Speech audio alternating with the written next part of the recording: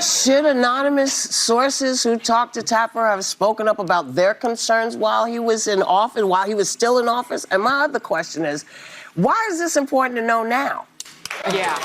That was 4 days ago, 5 days ago. We got a lot of stuff to be concerned about at the moment. Here's the Trump's atrocities. I'm going to list them for you. Okay. Cutting Medicaid, slashing funding for cancer research, dismantling USAID, which helps children and people who are poor around the world. Good.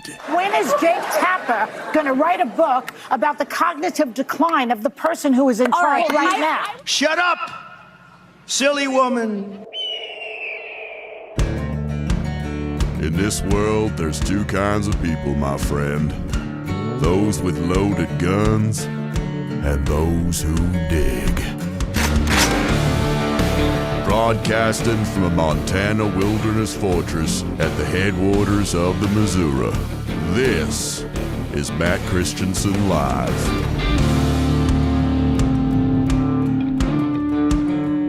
Hello and welcome to the show. This is Matt Christiansen Live, a proud duct tape production for Wednesday, May 21st, 2025. Thank you for tuning in.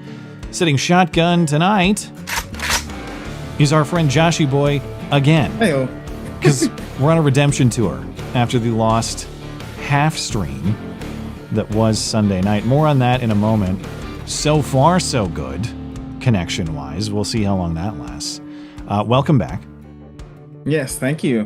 Take two, as we all say. In the news tonight, Trump hosted the South African president at the White House today, made him watch the Kill the Boer videos. Didn't play my Julius Malema rap song or, my awesome mashup. But, it was still entertaining to see all the Julius Malema clips. And the South African president just watching them and then explaining them away. I'd rather not watching them. Well, or at least denying their significance, I suppose. Yeah.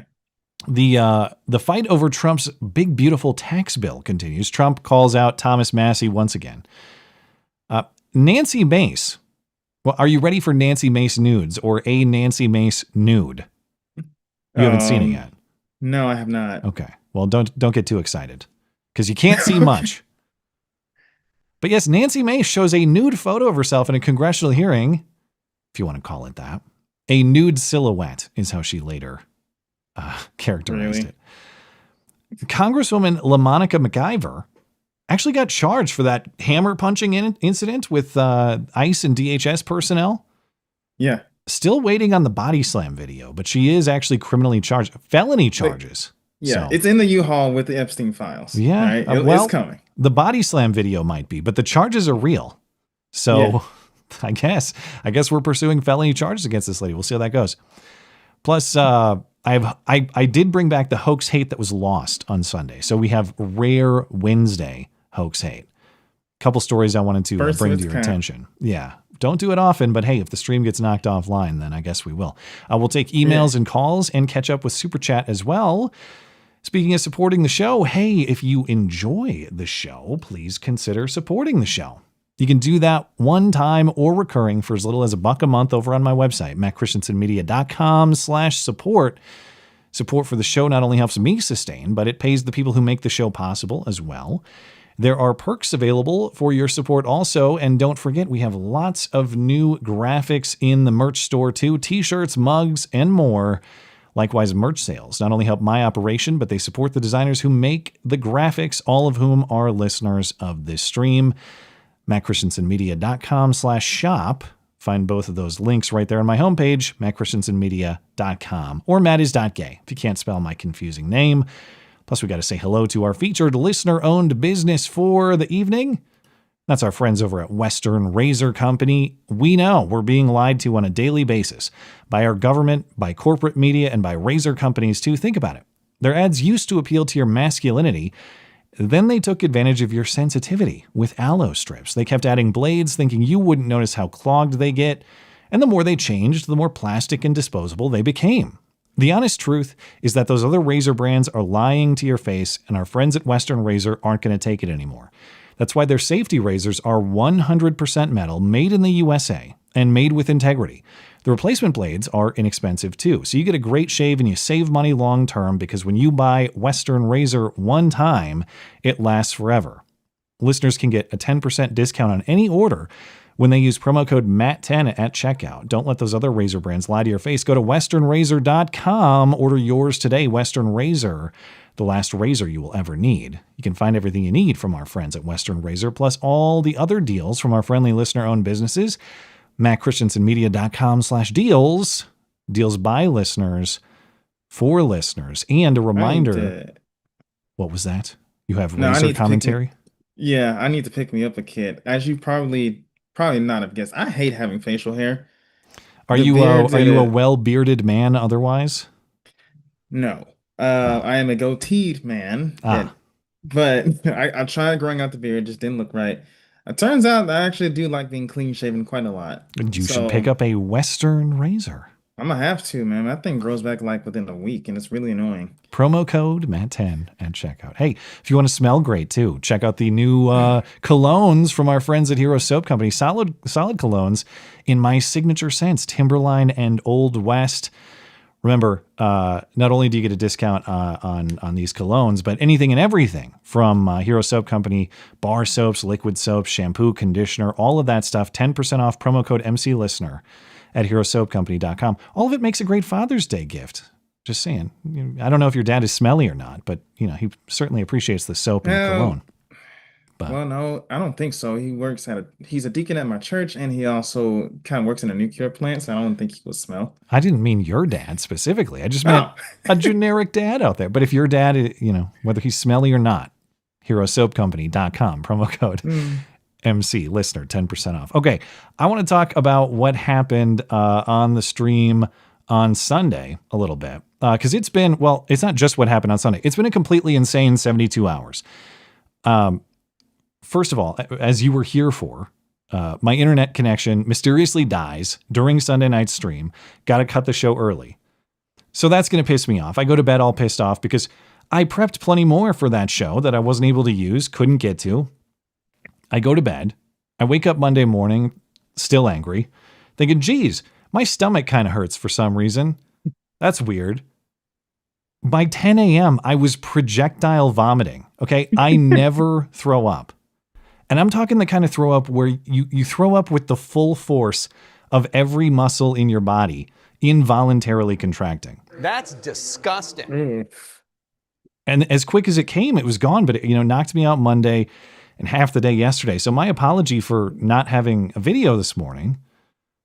Was it a flash flu? Was it some kind of food poisoning? I don't know, but it was immediately here and then immediately gone. I'm over it.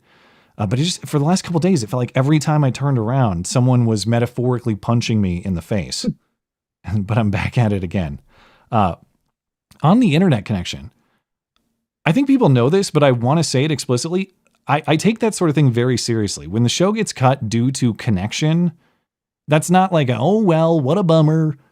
That's not a joke to me. I pay for top quality connection, okay? It's wired, it's fiber optic, it's gigabit. I make sure that I am set as far as the connection goes. And it's not just because I care about the product, though I do, of course. It's because people support this product with their money. If it craps out because I didn't do everything I could, that's unacceptable. So one thing I want people to know about the duct tape production, because a little bit of duct tape is charming. A mistake here and there is funny. It's part of the bit. But the show getting bounced offline is not. So before every single stream, I run a tech check and a speed run of that show to make sure the connection is solid, to make sure all the clips are organized, to make sure everything is where it should be so that I don't go live and have some kind of accidental disaster. And so I tested the stream last Wednesday. Stream lost connection midway through. Okay. That happens occasionally, whatever. I tested the stream on Sunday, again, before the stream. Solid, no problem. Stream lost connection again Sunday, midway through. I ran another stream about 10 minutes after we were done on Sunday. Pristine, flawless, no problems. I ran test streams again on Monday night at 7 Mountain. Normal stream time for Sundays and Wednesdays, of course.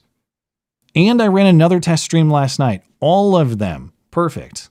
The last 2 I ran were 30 minutes. Didn't drop a frame. Internet connection maintained blazing fast. And of course, I ran the test stream before tonight's show too. They're all working great. All I'm saying is that the last 2 connection drops have happened only during the stream itself and have never repeated in any test run outside of an actual stream.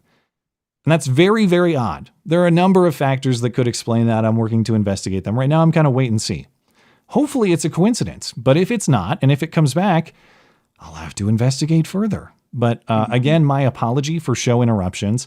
I'm doing my best to stop them. It's not a joke to me. But, bottom line, somebody's booting me offline and poisoning me, okay? I'm a target of some expert level ninja assassin. I'm a bigger victim than Nancy Mace. But I will update. I'll upgrade to Gorilla Tape if I have to. Great story. Compelling. Recommended by me, by the way. Oh, that's right. I forgot. You're their spokesman? Yeah. You need an endorsement deal. I got Hero Soap. You can have Gorilla Tape. They toss me a crate of bananas every once in a while. So. Hey, you're allowed to say it. Anyway. Hey, that saves me on the grocery bill, so I ain't even mad. Last week on the Wednesday stream, we talked all about the South African refugees arriving in the United States. Part of the story was the South African President Cyril Ramaphosa calling the refugees cowards or pussies, as Mark, who was sitting shotgun last week, joked. But he said they're fleeing justice, not persecution. Well, I didn't know this was on the White House calendar. I woke up today and this was a surprise. Trump hosted President Ramaphosa at the White House to discuss the matter, among other things. And you're saying you watched the whole meeting. I didn't even catch the whole meeting. Did they talk about anything else other than the killing of the farmers and stuff? Trump wanted to make that the focal point. How you say his name? Ramaphosa? Ramaphosa. Yeah, Ramaphosa wanted to kind of pivot away from that because he said, I can't imagine why. Yeah, we have a good relation, and you gave us respirators and everything, and we have some businesses over in your country, you have a lot of businesses in our country, and we really benefit from one another. And Trump was like, yeah, but let's talk about these genocides that you're doing. We're only selling respirators to them. We're not selling them machetes, are we? I don't know, I hope not. Whatever the point is that they have a small amount of businesses over here, from what I've learned, and we have a crap ton of businesses over there for whatever reason.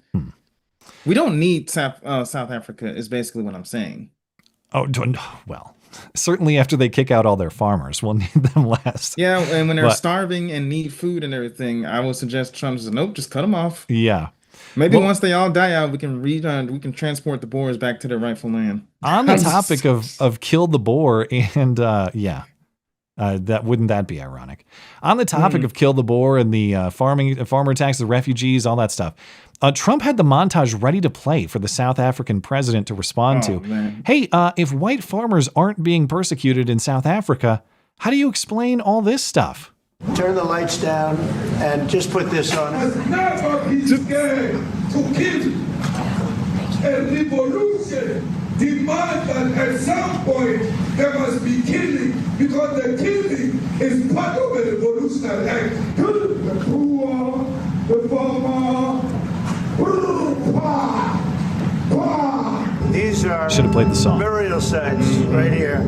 Over 1,000 of white farmers, and those cars are lined up to pay love on a Sunday morning. Or, as the Washington Post and many other media outlets characterized it, Trump confronts South African president pushing claims of genocide. Trump amplified false claims. And I thought, well, these are false? I know that there might be differing definitions of what a genocide is. But clearly he's showing, another way of saying it is he showed evidence of attacks on white people, or at least advocacy of attacks on white people. Now, what's the false thing? Trump amplified false claims that white Afrikaners have been victims of a genocide. Okay, so they're disputing the term. Yeah. Even showing video of crosses that he said represented more than 1,000 grave sites. The mounds were in fact part of a protest against violence, not actual graves. Okay, yes, we understand. Yeah. Those weren't actual graves. They only represented dead people. False. What, did they dig them up to find out?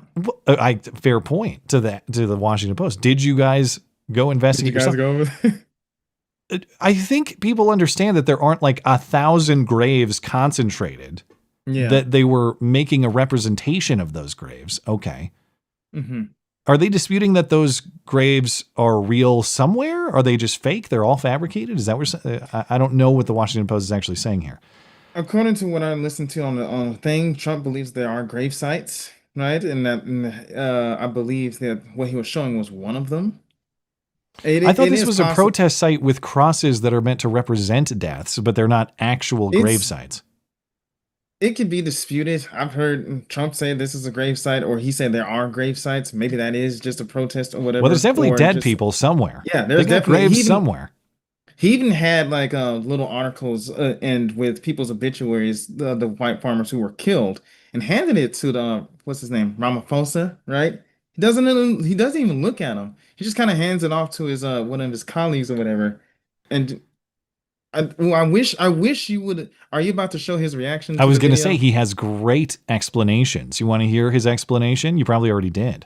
Yeah, I want to hear him again. Let me clarify that, because what you saw, the speeches that were being made, one, that is not government policy. Our government policy is completely against what he was saying, and they're a small minority party, which is allowed to exist in terms of our constitution. But you do allow them to take land. No. You do allow them to take land. Nobody can take land. And then when they take the land, they kill the white farmer. And when they kill the white farmer, nothing happens to them. People who do get killed, unfortunately through criminal activity, are not only white people. Majority of them are black people. And we have now the farmers are black. The farmers are not black. I don't say that's good or bad, but the farmers are not black. Oh, you mean in a country that is 90% black, most of the murder victims are black? Yeah. Shocking. I don't even know where to start. So Trump did ask a question, right? Because there was more to it than just that. Because even his opposition party, right? There's a guy who's in opposition of Ramaphosa who joined this party. He says that's a small minority. Trump pointed out there's 100,000 people in that stadium, and they're probably growing in number. When they're doing the that's kill not the boar. a small. Yeah. The thing is that they may not have any official political power, but they are carrying out their will. They do. Right? They have 39 seats in the legislative body of South Africa. It's something like 10% of the seats. All right, they're not going to. That's a significant number. Yeah, they're not going to dominate anything themselves, but that's not zero political power either. Yeah. So. And go ahead. I was going to wrap this up, but do you have more thoughts on it?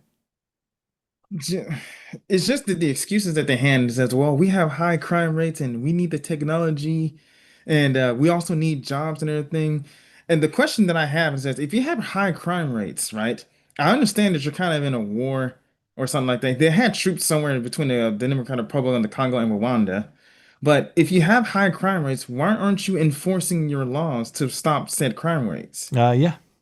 They're implying that we should be the ones to solve their problems. Who's committing most of the crimes? So you going to answer that question? It's probably suddenly then it's per capita. Yeah, but the white people are so much higher per capita. Yeah. And somebody pointed out that 70% of the Afrikaners are farmers, right? So if they all were to leave, their country is going, like we all saying, their country is going to starve. Yeah. Good luck. I have a South Africa related guest scheduled for Sunday, so we'll get more into the details on the South Africa story then. But also in Trump world, the work on the so-called Big Beautiful Bill in Congress continues. This is a tax and spend bill that Trump and Speaker Mike Johnson are working on. No matter what they do, of course, all Democrats are going to oppose it, which means every Republican vote matters if you're trying to pass this thing, which means the actual fight is within the Republican Party itself. What does this bill do? Well, the Trump administration is promoting kind of 5 major pieces of it, or just a handful of major pieces, although there's a lot. It's a big, beautiful bill that nobody really knows all of what's in it, as always. But some of the features. The extension of Trump's 2017 tax cuts, which are set to expire. Those will become permanent. It will also eliminate taxes on overtime and tips, as Trump talked about on the campaign trail, as well as cut taxes on Social Security benefits for seniors. It is expected that people earning $30,000 to $80,000 annually would see a 15% drop in federal tax liability under the bill's current form. Yeah. The bill also aims to remove some 1.4 million illegal aliens from Medicaid rolls, among many other things. Okay. Why just 1.4 million? Why not just all of them? Well, I assume that is like all. I don't know. I figured they didn't identify like 5 million and said, no, just those one. I don't know. Yeah. I figured that's 100% of them. At least the 100% that we know about. Yeah. The opposition, okay, tax cuts. That's not terrible in principle, but okay, why would there be opposition from within the Republican Party? Well, it's the budget hawks. It's the deficit hawks. We're talking Thomas Massie and company. Yeah. And Thomas Massie's argument is, it's cool to cut taxes. That's fine, but it doesn't really do anything for our debt. And it probably makes it a lot worse, actually. So we need to get serious about spending cuts. Massie says the bill is projected to add $20 trillion to the U.S. debt over the next 10 years. We're already $30+ trillion in debt. What are the notable spending cuts in this bill? Effectively none. Massie says it continues Biden-era spending levels. As usual, it's one giant blob bill pushed through in a hurried timeline, and Massie, as usual, is proposing handling separate matters with separate bills. So Trump was at the Capitol yesterday trying to secure votes with Speaker Johnson, and he was asked about Massie. And Trump, of course, said, no, actually, I am the biggest deficit hawk. Nobody reduces the deficit like me. Massie's not standing on principle. He's just a grandstander. He doesn't understand how government works and so forth. What are you going to tell the fiscal hawks who wanted to leave? I'm a fiscal hawk. They don't think this cuts not spending. I'm a bigger fiscal hawk. There's nobody like me as a fiscal hawk. Massey said it adds more deficit than Biden did, and this bill kind of... Because we have to fix the country. Do you think that Thomas Massie is correct in saying that this is adding Biden? No, I don't think Thomas Massie understands government. I think he's a grandstander, frankly. He'll probably vote. We don't even talk to him much. I think he should be voted out of office. And I just don't think he understands government. If you ask him a couple of questions, he never gives you an answer. He just says, I'm a no. He thinks he's going to get publicity. All right. I hate this version of Trump. This is some of Trump at his worst. Trump needs to understand that he won with a coalition of people who all agree that massive government spending cuts are necessary. Republicans love to say it when they campaign and then never do it when they're in office. He got them. Plus, he got libertarians and independents who were persuaded to support Trump, at least in part, on that premise. Biden-era spending was completely insane. It's the reason we had runaway inflation for all those years. It has to stop. The idea that we can cut taxes to get out of this, yeah, I like a lower tax bill. Or you have to cut spending to get out of this. Yeah, you're not. Massive government spending continued is going to create the same effects. And sure, Doge is cool. I like Doge. People who want a smaller federal government generally do. That's fine, but they never actually, they discover how much money is being wasted on all this kind of stuff, but nobody got arrested. And Congress doesn't actually codify, to your point, when fraud is the allegation, fraud needs to be criminally charged. And if these savings are so gigantic and beneficial, codify them, Congress. Put them into law. Start making those cuts. Doge is really peanuts around the edges. Until we're serious about entitlements. Yes, Medicare. Yes, Medicaid. I know it's politically unpopular to say, oh, we'll never touch your Medicare or your Medicaid. Great. We're going to drive our country off a cliff then. Everybody buckle your seatbelt. Social Security, of course. Our federal government is going to continue to balloon with this hilarious debt that can never be repaid. And I also understand from the Trump perspective, there are realities to governing. You have to be practical. Massie's position is not going to pass. That is true. So what Trump should be saying, instead of dunking on Massie or trying to, hey, Thomas Massie is a good man. He believes in important principles. I understand where he's coming from. I think we need to shrink the size of government in terms of spending too. I'm doing what I can to get what he's talking about into this bill. Spending does need to come down. He is right about that. Also, what is true is we have to get votes. And tax relief for Americans is something we can do right now, so we're working on that. Hope to convince Massie that is worth supporting. The problem is if you can do tax cuts right now, you can also do spending cuts right now. It's just nobody has the political guts to do it. To do that. But that would be the politically sensible messaging from Trump because it respects the principles that are true while pursuing the practical reality. Instead, we get that. There's also a hint of humility in there. I'm asking too much. You're right. Instead, we're dumping on Massie while effectively continuing Democrat spending, just with lower taxes to pay for it even less. He dunks on Massie but praises Stretch and Gretchen. How does that make any sense? Hey, we're going to get a defamation lawsuit filed against us if you keep talking like that. Sorry, ma'am. Yeah. So don't get me wrong. Like, am I looking forward to the prospect of lower taxes? Sure. I think most people are. I'm not mad about that. Yeah. The other question is our country sustainable if we don't cut spending? Of course not. No. And Thomas Massie's right about that. Can we please stop trying to dunk on Thomas Massie for stating the obvious that we must drastically cut spending? Will somebody please get serious? Anyway. I don't know. I'm kind of... Economics has never been my strong suit, but I am kind of on Massie's side on this. I'm 100% on Massie's side. I don't think even Massie is anti tax cut, of course. It's just, if we have a problem, how are we going to fix it? It's spending cuts. That's the only way to fix this. That's like me saying that, I'm going to cut certain expenses out of my life, but I'm still going to spend a whole lot of money. Yeah. It's well, yeah. If you have a monthly budget at your house of $1,000, and you cut like $1 here and there, like, okay, I guess that's nice. But until you start cutting those $500 items or the $500 item, it's not really going to matter. Yeah. No. So, especially if you're cutting revenues, which I know the theory is you cut revenues or you cut taxes, you actually raise revenue to the federal government because the economy blows. I get all that. Yeah. But you're not going to tax your way out of this because there's not enough money to tax. Likewise, you're not going to cut taxes out of this because the federal government just spends too much money. They spend more money than we're able to earn, than we're able to generate. Okay. Yeah. You have to stop their spending. It's the only way to solve this, but it's never going to happen in DC. Instead, we're spending time in DC wondering why we didn't get the real nudes. And I think Nancy Mace has now secured her place definitively as the most cringe member of Congress. And I know that there's tough competition. You have the squad members.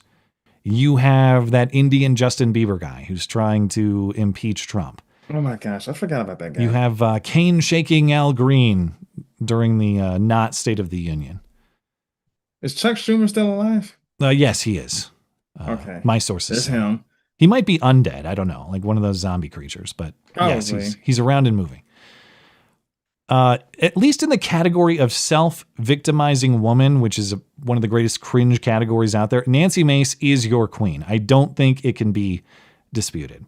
So yesterday, before a committee hearing on surveillance in private spaces, so taking videos and photos of people who are non-consenting, okay, which apparently is an issue that Nancy Mace is championing. She said on X that she is going to show her nudes. Well, I forgot to grab the tweet here. But wait, so this wasn't leaked out. She just deliberately went about showing people her nudes. Yes.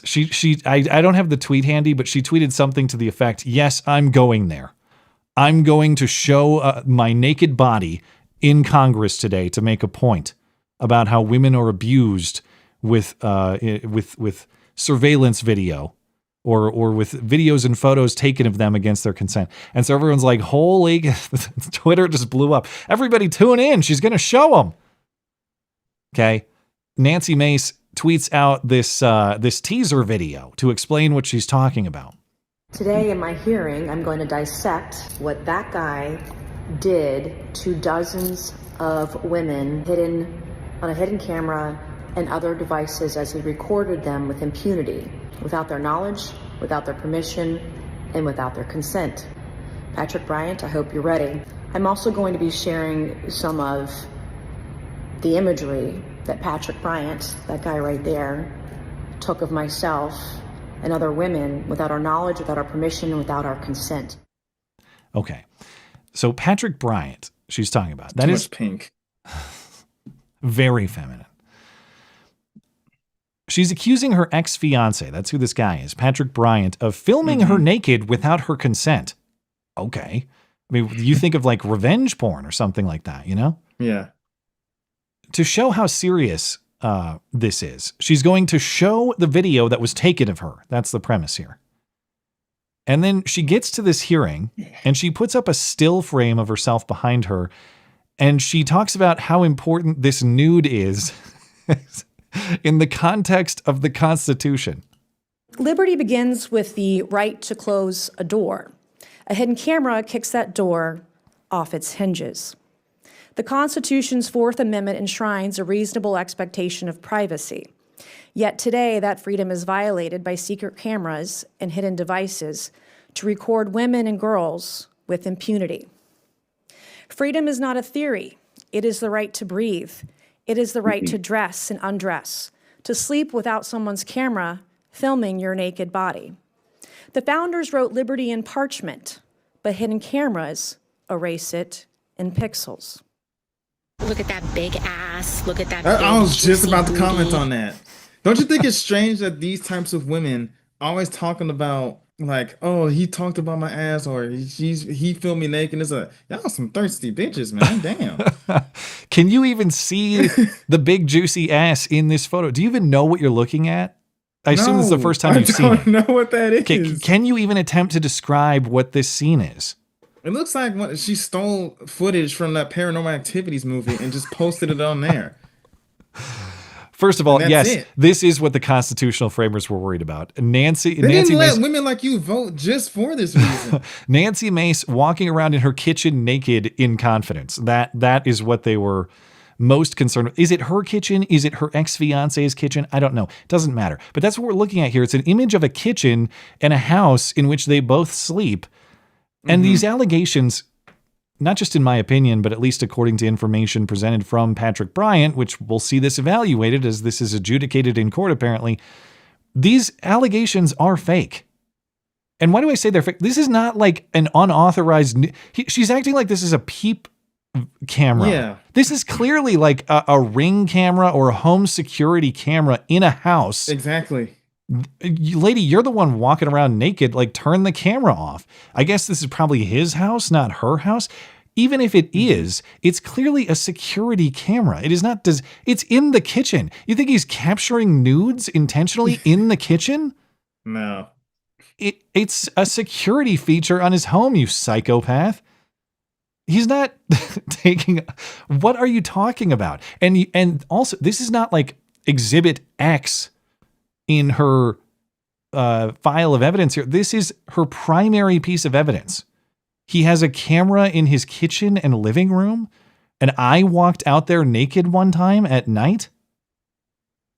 This is him filming me without my consent or permission. It's a security camera. These cameras... This is just in case that somebody breaks in or anything like that. Yeah, they detect motion. Like, he's not sitting there, oh, look at that sweet ass, pressing the button.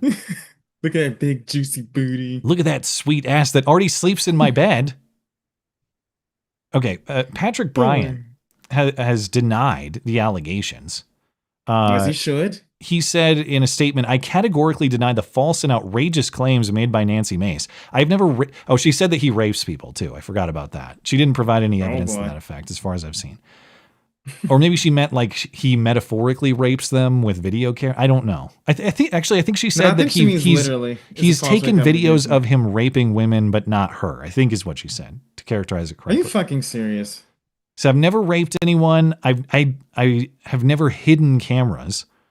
I've never harmed any woman. These accusations are not just false. They are malicious and deeply personal. My mistake was loving and trusting someone who later weaponized our relationship. Maybe you should start harming women like this. There was a time. Rule of thumb. There was a time. Rule of thumb. This was clearly just a breakup gone wrong with a psychotic woman who can't help but abuse her power. How do we know that this is personal for Nancy? Well, because she makes it personal. I mean, if she actually cared about illegally filming people without their consent, number one, that generally is already illegal, certainly in the nude or sexual setting. I don't know what Why hasn't she displayed the other women that were supposedly there? Yeah, we didn't see that would be against their consent, of course. Number two, she could just highlight this issue without showing this crappy picture. But if she cared about this as it applies to other people, that would defeat the point. The point is, I'm a victim woman. I need attention. Look at me. And the thing that's the most cringe about this is the Bigfoot sighting of nudes, man. She went out there and hyped it. Hey guys, I'm about to show you. Maybe she pulls up. I don't know. I'm about to show them. And so everybody's all hyped. And then actually what I meant was this like hardly even understandable Bigfoot sighting image. You know what this reminds me of? What? That guy, just before the Joker movie came out, there was that dude who was going to say the N-word, right? And then he totally bitches out on it. Someone was going to say it? They promised they would say it, and then they didn't? I think this might have been maybe a couple of years ago when Joker came out. And that dude who was kind of dressed like Joker, it might not have been Joker, but it was a dude dressed like Joker who was going to say the N-word at a certain time. And then when the time came, he totally pussed out. I remember this. It was a Twitter account. It said like X amount of days till I say it, right? Yeah. Yeah, that was totally funny. wusses out like a bitch. He never did it? I guess I didn't follow up. I don't know. I think you showcased it on this show. I remember that. He ever went through with it. Yeah, I just don't remember how it ended. Yeah. Somebody will correct me if I'm wrong though. Anyway. This is a 47-year-old woman who's trying to tease sexually, using her position and power to leverage it. That's why it is horrendous cringe. And speaking of leveraging her position, it appears that this is a massive abuse of power. At least that's the way I interpret it. Members of Congress are actually generally immune from defamation lawsuits for their comments during official congressional hearings like this. There are some exceptions. I'm not clear how this plays out in the law, but it relates to a specific clause in Article 1 of the Constitution, which describes Congress.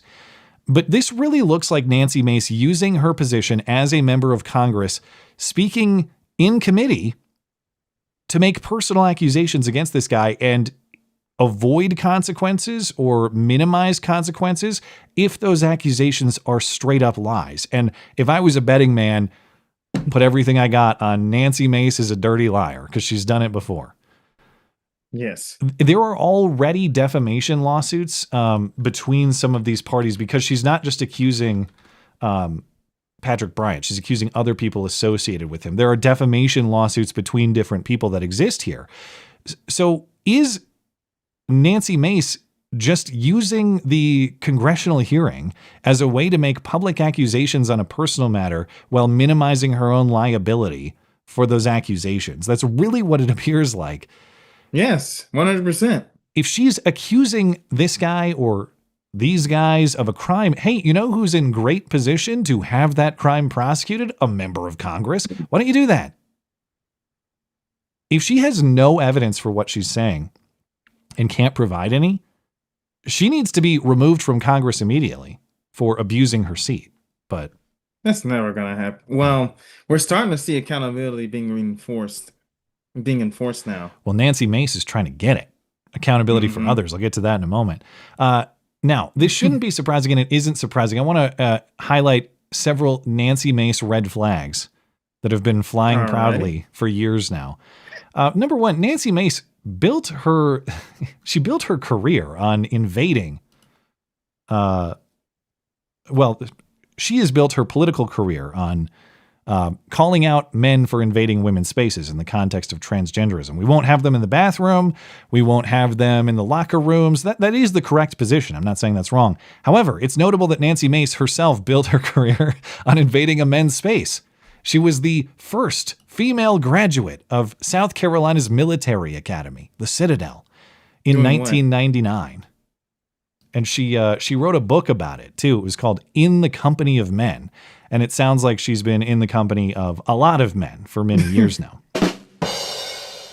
So, no men in women's spaces, but yes, women in men's spaces.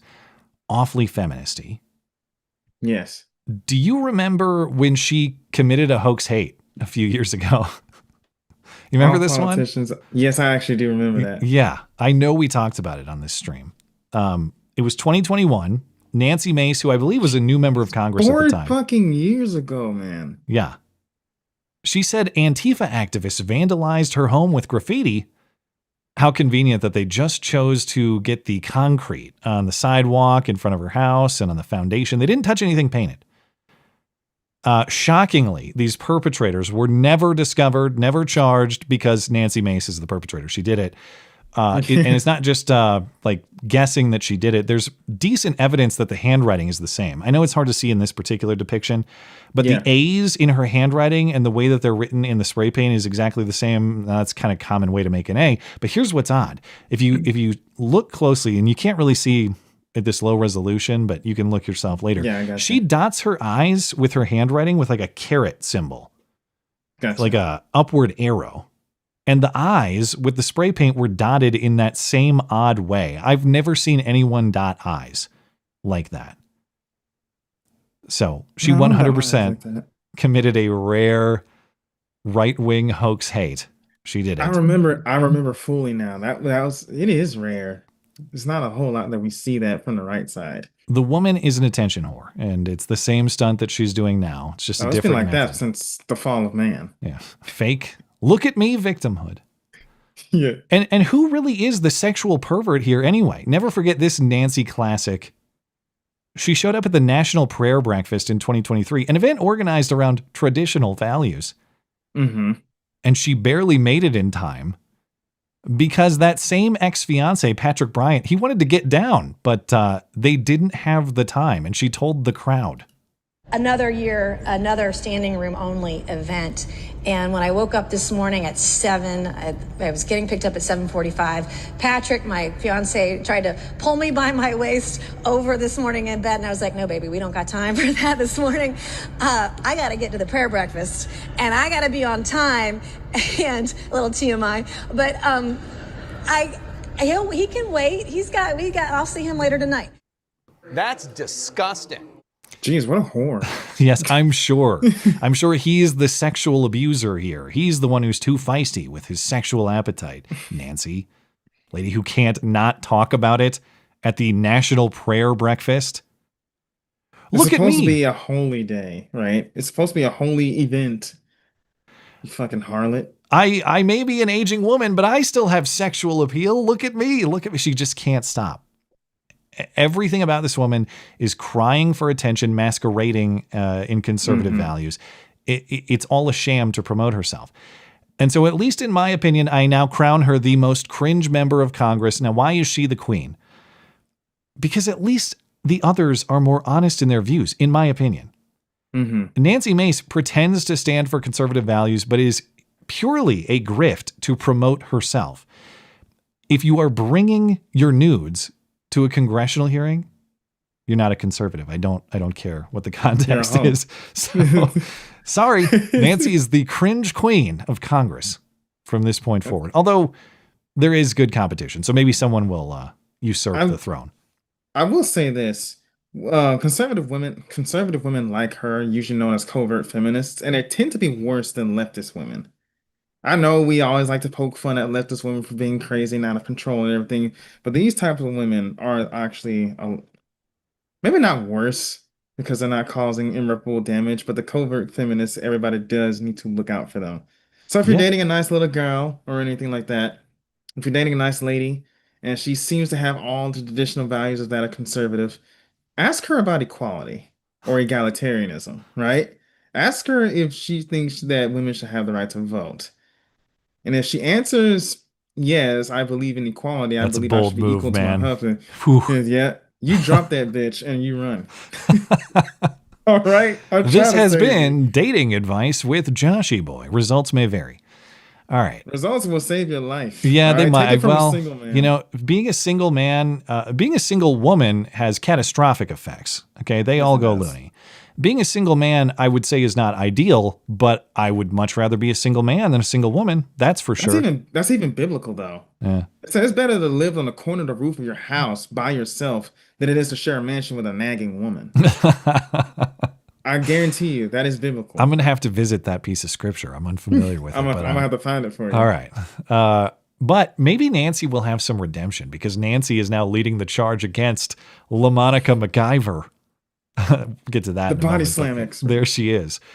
Yes. LaMonica. Recall LaMonica, the New Jersey congresswoman, recently seen hammer punching ICE and Homeland Security personnel at the Newark ICE detention facility. Yeah. After showing up unannounced and demanding they all be let in for oversight. Now, I have since learned members of Congress do have the right to show up at federal agencies unannounced and take a tour. That is part of their oversight right. So she's not wrong about that. However, the dispute was with the Newark mayor, as you'll recall. He wanted to go in. They said, no, man, you're not going in. You're not a member of Congress. And then when he trespassed, they put him under arrest. And then LaMonica intervened with the arrest and got physical. So she went beyond her right to walk onto the property and started hammer punching to stop the lawful arrest of a guy who had no right to be there. That's one way to put it. Yeah. Refer to the KTLA tweet. Right. Yeah. She went full KTLA. And I always forget about that bit. But there were rumors last week that the acting U.S. attorney for New Jersey, Alina Habba, was going to charge LaMonica for that assault. On Monday, the announcement dropped, and today she had her first court hearing. So LaMonica McIver is now charged with 2 counts of assaulting, resisting, and impeding an officer. This because, again, LaMonica attempted to obstruct the arrest of Newark Mayor Ross Baraka, who was also in on the action. Yeah. These are notably are felony charges. Each charge carries up to 8 years in prison. And while I certainly think that LaMonica should be charged, and I'm all in favor of harsh treatment for her on the basis that January 6th was the worst crime of all time, and this is something of that flavor. Yeah. I think it's important to remember too, though, that the stiffer charges you pursue, the tougher it is to prosecute, the harder it might be to get a conviction. So keep that in mind. Maybe the DOJ is just aiming for a plea deal. Maybe they think they can get her on something without having to go through the trouble of a trial if they negotiate her down. But they've set the bar high here. That said, she's on video hammer punching ICE agents or DHS personnel, so it's not as though there's a lack of evidence. So real quick before you do, Switch to Linux said that the verse that I'm looking for is Proverbs 21:9. Okay, why don't we before we hop into the calls, why don't we pull that up and we'll visit it then? You want to give me a reminder? All right. Yes. So LaMonica was released without bail today. She appeared in New Jersey court remotely. She was still in D.C. So yesterday, LaMonica appeared on CNN to defend her honor, insisting that she was just doing her job. You are now facing a federal charge, though. Are you afraid of what's going to transpire now? It's super unfortunate, Kate, that we have come to this point, in America, that this is what we see happening to leaders who are trying to do their jobs. It's political intimidation, and I will not be intimidated. It's not against the law. Bitch, you went full ghetto. Is it so hard to act civil, is my question. Well, look at me. I've been alive for 30 years, and I've never gone to jail. I wonder how that happens. And yet you've done your job, and they haven't put you... You're just here doing your job right now, and I haven't put you in prison. Members of Congress have visited federal agencies for decades. Longer than that, even. Why? And they haven't been put in prison. Why is that? I love in the AP coverage here. Prosecuting McIver is a rare federal criminal case against a sitting member of Congress for allegations other than fraud or corruption. Well, isn't it kind of rare for a member of Congress to be out there hammer punching people? Exactly. Maybe that's why. That's why it's rare. Okay. When discussing her case 2 Sundays ago, I mentioned Mike Johnson should move to expel her from Congress once charges are filed. Charges are now filed. George Santos, yes, he's cringe. Yes, I don't like him. Yeah, I'm kind of glad he's out of Congress. There? Okay, never mind. But they expelled George Santos on charges alone, not conviction, but charges of financial crimes. He was later convicted. Yeah. This lady now has violent crime charges. Likewise, she needs to be expelled. So that's where the Nancy Mace redemption tour comes around, because Nancy Mace is now introducing a resolution to try to get that done. It would be Speaker Johnson who's going to lead the charge on this. I'm not sure what power Nancy Mace actually has to get it done. Gosh, But she looks fucking old, dude. Look at those multiple Adam's apples in her throat. What do you mean? I've never seen a more sexually attractive woman in my life. I'm so glad every time I see her. She look like she's swallowing one too many ball gags, bro. One too many ball gags? Okay, let me be nice. Oh Here we go. Jeez. Okay. You're actually probably... There are definitely a lot of ball gags in that gullet of hers. You're right. Anyway, Nancy Mace is going to make herself a victim of this. As a victim of hammer punching myself, we cannot allow this conduct to stand. And I thought that was a joke, but then I looked into it and I'm like, actually, Nancy Mace probably is a victim of hammer punching. Can you believe this coincidence? Because I joke like, okay, this is Waffle House behavior from LaMonica McIver. Mm-hmm. Nancy Mace is a former Waffle House employee. Not only that, she celebrated her election to Congress at a Waffle House in 2020 because she worked at a Waffle House when she was a teenager. It all started here at Waffle House. So Nancy Mace definitely has experience, I presume, with physical conflict of color at Waffle House. If anyone can withstand a Waffle House hammer punch, it's probably Nancy Mace. In fact, that's probably still a part of her nightly routine. You know, right after she walks through the kitchen naked, she goes back to get Waffle House hammer punched in the bedroom, I think. That's why she was in the kitchen making that famous Waffle House is great, though. I don't know if you have one up there. They're not here. They don't have one. It's like a regional. Is it a South thing? We don't have. Yeah, one. It's mostly a Southern thing. I heard up in the North it's more of a Denny's thing, but Waffle Lots House of Denny's. is Used to great. be Perkins, but I think Perkins has kind of died. Yeah, Waffle House is fucking awesome. Their waffles are just top notch. Well, if I ever go down south, I'll have to try it out. If you ever come down here where most of us blacks congregate, go to a Waffle House. All right. If I ever go to Tennessee, I'll meet you there. If we get Nancy v. LaMonica, okay, this is the fight I think we all want to see. This is going to be great. Yeah. In LaMonica's defense, or partial defense, we still have yet to see that supposed body slam.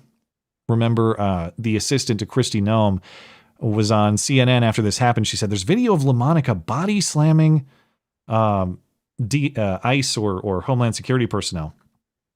And she said that video was going to be coming out very soon. You are fake news. Very fake news. We still have not seen the video of the body slamming. We're all waiting to see it. Yeah. But of course... It's in the U-Haul with the Epstein files. I don't know why the hammer punches were sufficient. We were all convinced based on the hammer punches. I don't need to see the I don't body understand slam. why they just don't shut up and just do it. Oh, you know why? It was another chick. Anyway, lots of lessons about women in government lately, it seems. Yeah. Hey, Trump's just trying to promote equality. And I was like, no, this is why you only hire men for this kind of thing. It kind of goes wrong with men too, though. Speaking of James Comey, you know, or maybe that's speaking of women in government too. I don't really know. He certainly has a feminine spirit about him. Mm-hmm. But there is an update in the great James Comey 8647 post saga. We're now getting James Comey's side of the story. He's made multiple TV appearances this week to explain. And wow, they all just happened to include a little bit of time to promote his crappy crime novel that came out yesterday. On Stephen Colbert's show, James Comey said actually his wife found those seashells. And actually it was his wife's idea to post the photo of the message. I have to distort this clip because CBS is a bunch of copyright Nazis. What happened? You were walking on the beach and you saw this on the beach? Yeah, my wife and I, Patrice, were walking on the beach and saw those numbers. You didn't do this, somebody else did this. Yeah, somebody else did it. We were on a walk preparing for this week, the rollout of my book. She looked at it and said, why'd someone put their address in the sand? All right. Looked at it, trying to figure out what it was, and she'd long been a server in restaurants. And she said, you know what I think it is? I think it's a reference to restaurants when you would 86 something in a restaurant. Right, it's off the menu. And so I said, I think it's a clever political message. And she said, you should take a picture of it. I said, sure. And then she said, you should Instagram that. And boom. Look at this fat. So well, that's better than the prologue of his book. I won't say that. It's a better story than his book, probably. So he blames his wife for this serendipitous accident of book promotion. James Comey, both a liar and a bitch, confirmed. But what else is new? Okay, Rare Wednesday Hoax Hate. Are you ready? Yes, I'm very ready. And now the nobody saw it happen, but it's totally a product of Trump's America hoax hate crime of the week. Ah, shit, it's backwards. You think they'll notice? So I have a couple good stories left over from Sunday. One is straight up a hoax hate crime. The other's kind of hoax hate related. I'll get to that in a second. I didn't want to trash these. As you can see, something definitely happened to this guy. If you're not watching the show and you're just listening to it, how would you describe this man's face? I mean, too many ball gags in his cheek. Too many ball gags, but the shape of his face just makes me think baboon or something like that. look at this Journey to the West looking motherfucker right here. All right, I wasn't planning on an ape-like characterization, but we'll go with that. Something works with all people. Something physically damaging happened to this Asian professor. He is a professor at East Los Angeles College. He teaches, about the history of racism. Imagine that coincidence. He says he was brutally attacked while riding his e-bike, targeted for his race, of course. He was just riding home from school. He lives in Montebello. And then an unknown person racially accosted him and apparently hit him with the guy's car. When I turned to look, I saw the shape of a four-door sedan, and it looked like it was coming right at me. Aki Mayahara's face and body bear clear evidence of the violent and hate-filled attack. The 71-year-old Vietnam vet and longtime college professor was riding his e-bike home to Montebello from East LA College on April 29th when he was run down, the suspect yelling an ethnic slur targeting Asians. I heard and then I got hit. My bike and I were thrown. As soon as I hit that row of bricks, I heard the guy say, "Go back," and then he drove away. Mayahara, who is Japanese American, ended up hospitalized with a concussion, fractured cheekbone, deep cut to his arm, and his body covered in bruises. A GoFundMe set up to help with his recovery. The case now being investigated as a hate crime. There's never been a decade in my life where I have not been racially victimized. The 71-year-old who teaches history of race beliefs and racism from colonial to U.S. history at East LA College says he's been targeted for harassment before, but says this time he believes someone was lying in wait. I wear a full-face helmet with a shield and a visor. There's no way anybody can tell I'm Asian. Despite his painful injuries, Mayahara returning to the classroom on Monday to send a clear message. It was important for me to show up because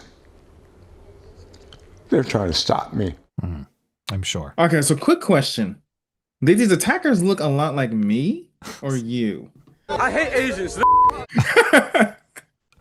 If they're real, I assume that's what they might say. I hate Asians. But I don't think they're real. I think this guy crashed his bike, obviously. I think he fell off his bike rather violently. I am not convinced. And maybe he was clipped.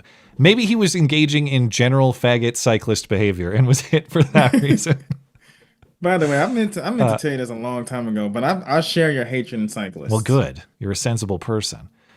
That aside, not all cyclists. Please don't email. Just the vast majority of cyclists. Just nearly 99% of cyclists. Yeah. Right? All right. I'm sure some of you are cool. Fine. Yeah. Anyway. I think he crashed on his bike, but there's no reason to believe that this is some kind of a hate crime. He heard the guy shout an anti-Asian slur and he said some other hateful thing, but he has no description of the person. Nowhere in the reporting, nowhere in the written story is a description of the people who did this to him, even though he heard the people say these things clearly. He didn't get a good visual on them. Okay. Or what they were driving. All right. Any way to catch them. The commentary about his helmet was hilarious. Well, I wear a full face helmet. They can't even tell that I'm Asian. Well, then the conclusion is that means let me back up. His conclusion is, well, that means they must have already known that I'm Asian. Yeah. Because they couldn't see me through my face mask. So they already knew I was Asian, which means they've been stalking me for a long time. Or that was my conclusion. They had no visual on you they had no idea what your race is because you're wearing the helmet, which means this couldn't possibly be racially targeting you. Yeah. It doesn't make any sense. If they can't see what race you are, how are they racially targeting you? Oh, they stalked me for days. You have no evidence for that. You just made that up. Anyway, I mean, yeah, this whatever's going on here, it's just being an either he got clipped by a car because he was being an idiot cyclist, or he crashed on his bike because he's an idiot cyclist. But it has nothing to do with being Asian. Has everything to do with being a cyclist. Here's another question though, because the story emphasizes that he's a Vietnam veteran. Really? He's 71 years old. Okay, that means he was born in 1954. Or something like that. The U.S. ended direct military involvement in Vietnam in 1973 when he was 19. It's not impossible that he saw action in Vietnam. It's very unlikely. If he was there in some kind of combat role, it would have been when we were winding down under Nixon. U.S. troops were already out of Vietnam mostly in 1972 when he was 18. Yeah. I suspect that this guy has the same sort of Vietnam record as Nathan Phillips, the Indian drummer man, yes, in the Covington Catholic Nick Sandman case, who was not actually. Then remember his story changed to, I was a veteran of Vietnam times. Yeah. And then I think he was like dishonorably discharged from the Marine Corps way after. He fixed like refrigerators and never actually saw combat. Might have to fact check me on the discharge. I'm not sure if it was actually a dishonorable discharge or not, but yeah, anyway. And to your point, if the attackers are real, it was the San Francisco can collector people that got him for sure. Yeah. I hate Asians. These were attackers of color. So that's why we're not going to talk about them. We're gonna cash in. Refer to the KTLA tweet. The KTLA tweets got him for sure. Yeah. And it was a nice check for him, $78,000. He got 10% of Shiloh's money. And he actually brings up, or the person who made this GoFundMe on his behalf brings up Shiloh. But it's clarified in the GoFundMe what they actually said. He says that they said to him, the attackers said to him, fucking chink, go back to Chinkland. I hate Asians. Okay. So he references Shiloh too, or the person. Where's the Shiloh mesh? Let me find it. Yeah. At a time when self-professed KKKer Shiloh Hendricks is raising millions off her hateful, toxic, racist rant to a 5-year-old autistic black child, it's an uphill challenge to raise needed funds. Yes, I'm sure. Why is it a challenge? The $78,000 fucking dollars you don't raise just for your race alone. I'm sure it was so hard. Why is it a challenge? Does he think his supporters overlap with Shiloh's supporters? Like he's in competition for those donations or something like that? Golly, man. But yes, Shiloh's said a lot of stuff. Is she self-professed KKK? I know that she just posted a video the other day too, but I have not heard her swear allegiance to the Klan yet. That might be a little overstated. Does the Klan even still exist? I guess Shiloh runs it now. But anyway, yeah. Well, congratulations. You've rivaled Shiloh with you turn your bike accident into a healthy payday. Good for you. I bet you it was that 5-year-old autistic kid that called him that. Stole somebody's car and took it for a joyride and it smashed right into this dude. Okay, one more time for fun. I hate Asians. Just because I love that button and I never get to use it. All right.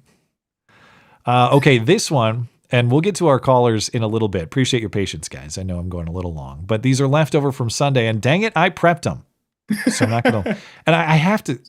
I got this from a listener in Seattle, and it's not necessarily a hoax hate crime. It kind of has a hoax hate angle, really blaming hate, I guess, but it's completely disgusting. It's maybe the most Seattle story ever to Seattle.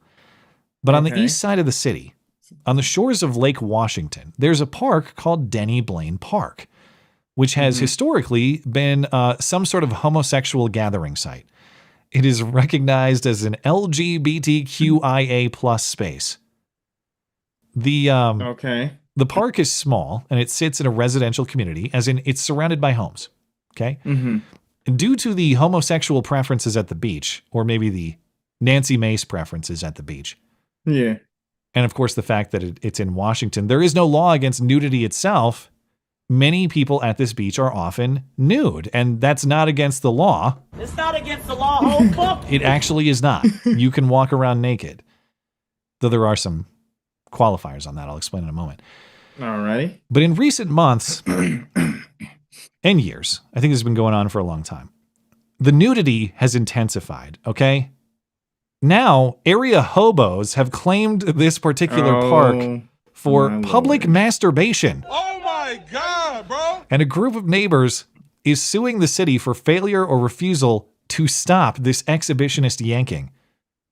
Now, you can be naked in Washington legally, but you can't put on a show. No shows, okay? Still, Seattle leaders are failing to enforce and are now proposing not just arrest these people. What we need is masturbation deterrent infrastructure. My quarter century reporting in Seattle, there has not been quite a story like this. There are several people who live in this neighborhood who say they have been pleading with the city to stop sexually explicit activity that is happening during daytime hours. Neighbors say day after day in the sunlight, men show up to Denny Blaine Park to very publicly commit a sex act. They'll sit on the wall and masturbate, sometimes filming themselves. It is happening on a daily basis, numerous times a day. The park really has not been able to be used by the majority of the people who live near it. And that's why the group calling itself Denny Blaine Park for All has filed a lawsuit in King County Superior Court, suggesting a documented pattern of this particular kind of behavior. How do you define public masturbation deterrent infrastructure? I don't know the specific definition of that, but again, it's a combination of things besides police, park rangers, public intervention of that, signage, also hey, stop jerking off. There's a bunch of things that we need to address. Seattle Councilmember Joy Hollingsworth chairs the Parks Committee, represents the district, and acknowledges she's heard the complaints. I mean, you've seen the video. Do you think it's safe for families to go down there? Yes and no. I don't think it's safe when someone, unfortunately, is exposing themselves. Hollingsworth says the issue is complicated by debates of the past, when a private push to build a playground at Denny Blaine Park in 2023 was killed after pushback from Seattle's LGBTQ community, who have argued for years that it is a peaceful nude beach and safe haven for the gay community. Many of those people probably have AIDS. You know, the sensible thing to do was just to ban nudity in that park. I actually don't know if local Seattle, if the city of Seattle can do that in the state of Washington. I don't know that they have that authority. They might not. Oh, okay. I see what you mean. It's like a Washington state thing. Oh, okay. Yeah. But regardless, it's not legal to do the show. And they won't. I like the name too.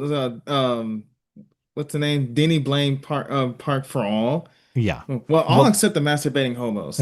Well, yeah. No, I mean, I think we could all, in a saner time, we could all agree on that. But I love that the fight too was no. Hey, neighbors are saying we would like to build a playground in this park, for our children to play in. No, this is for naked gays to parade around. The gays stopped them. Because this is their nude beach. Liked diddling the children, though. I don't know. Also, their hobo friends need to jerk it outside, and so the playground, they put a stop to that.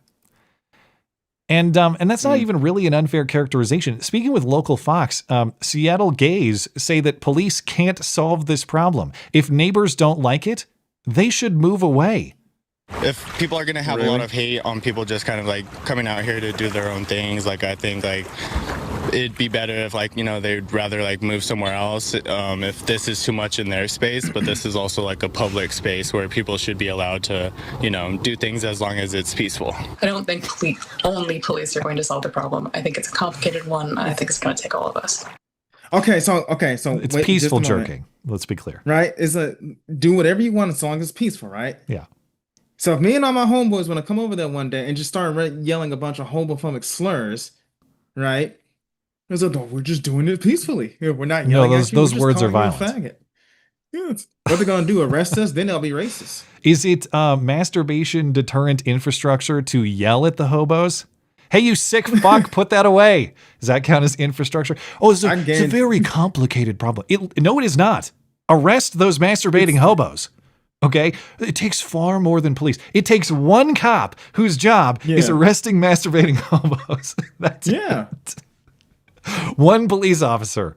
You don't need like a million meetings. You don't need some city budget. You don't need better signs. They talk about it like, there's like it's just the most impossible thing to do. Skateboard deterrent infrastructure. They put like little skate blocks or whatever they were called. I forget, on ledges and stuff, so skateboarders don't slide on them.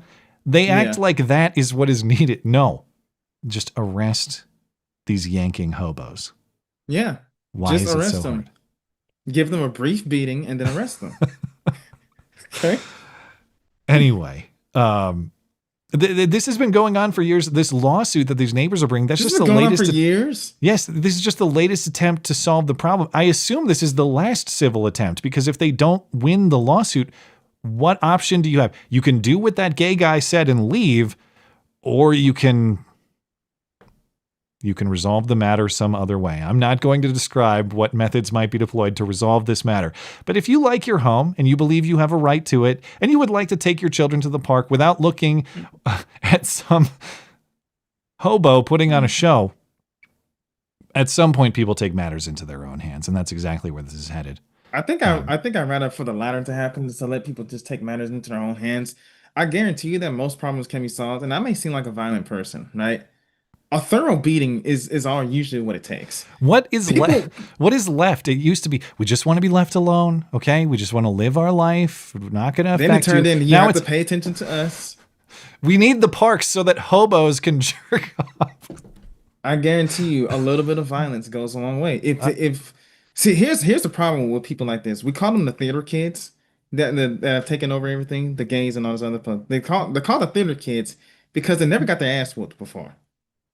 They've never gotten a thorough beating. Metaphorically, in Minecraft. Yes, metaphorically, not just in Minecraft, but we're also going to make it in Call of Duty as well. Right? Okay. Remember, we're all inclusive here. Well, do you have anything else to say about this legendary Seattle story before we move on to some calls? Bruh, no, I'm not going to say anything else. All right. Well, don't say I didn't give you a chance. All right, let's see what our callers have to say. First up tonight, myself. And we'll get to, after that, we'll get to emails. We'll get to super chatters as well. Appreciate you guys. All right. Oh, I got to unmute myself. Thank you for the reminder. A little less duct tape tonight. That's always nice.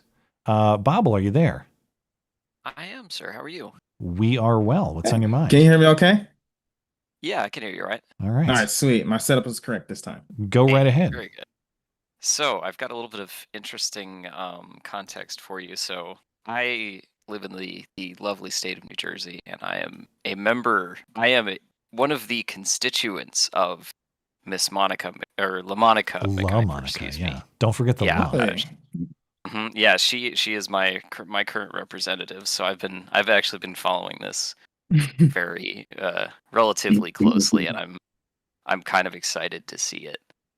To see the possible federal charges, and it's really fitting because just of the area that she represents. It seems very fitting that this is. Well, go on. I'm unfamiliar with New Jersey in that way. So what makes it so fitting? So, well, she represents areas like most of Newark, which Newark is does not have a great reputation. Let's just put it. I heard of Newark. Yeah. No, they have a massive KTLA tweet problem, dude. Yeah. Without a doubt. Okay. So she represents Newark. She represents a bunch of the suburbs of Newark, which are just Newark light, that have a lot of the same problems.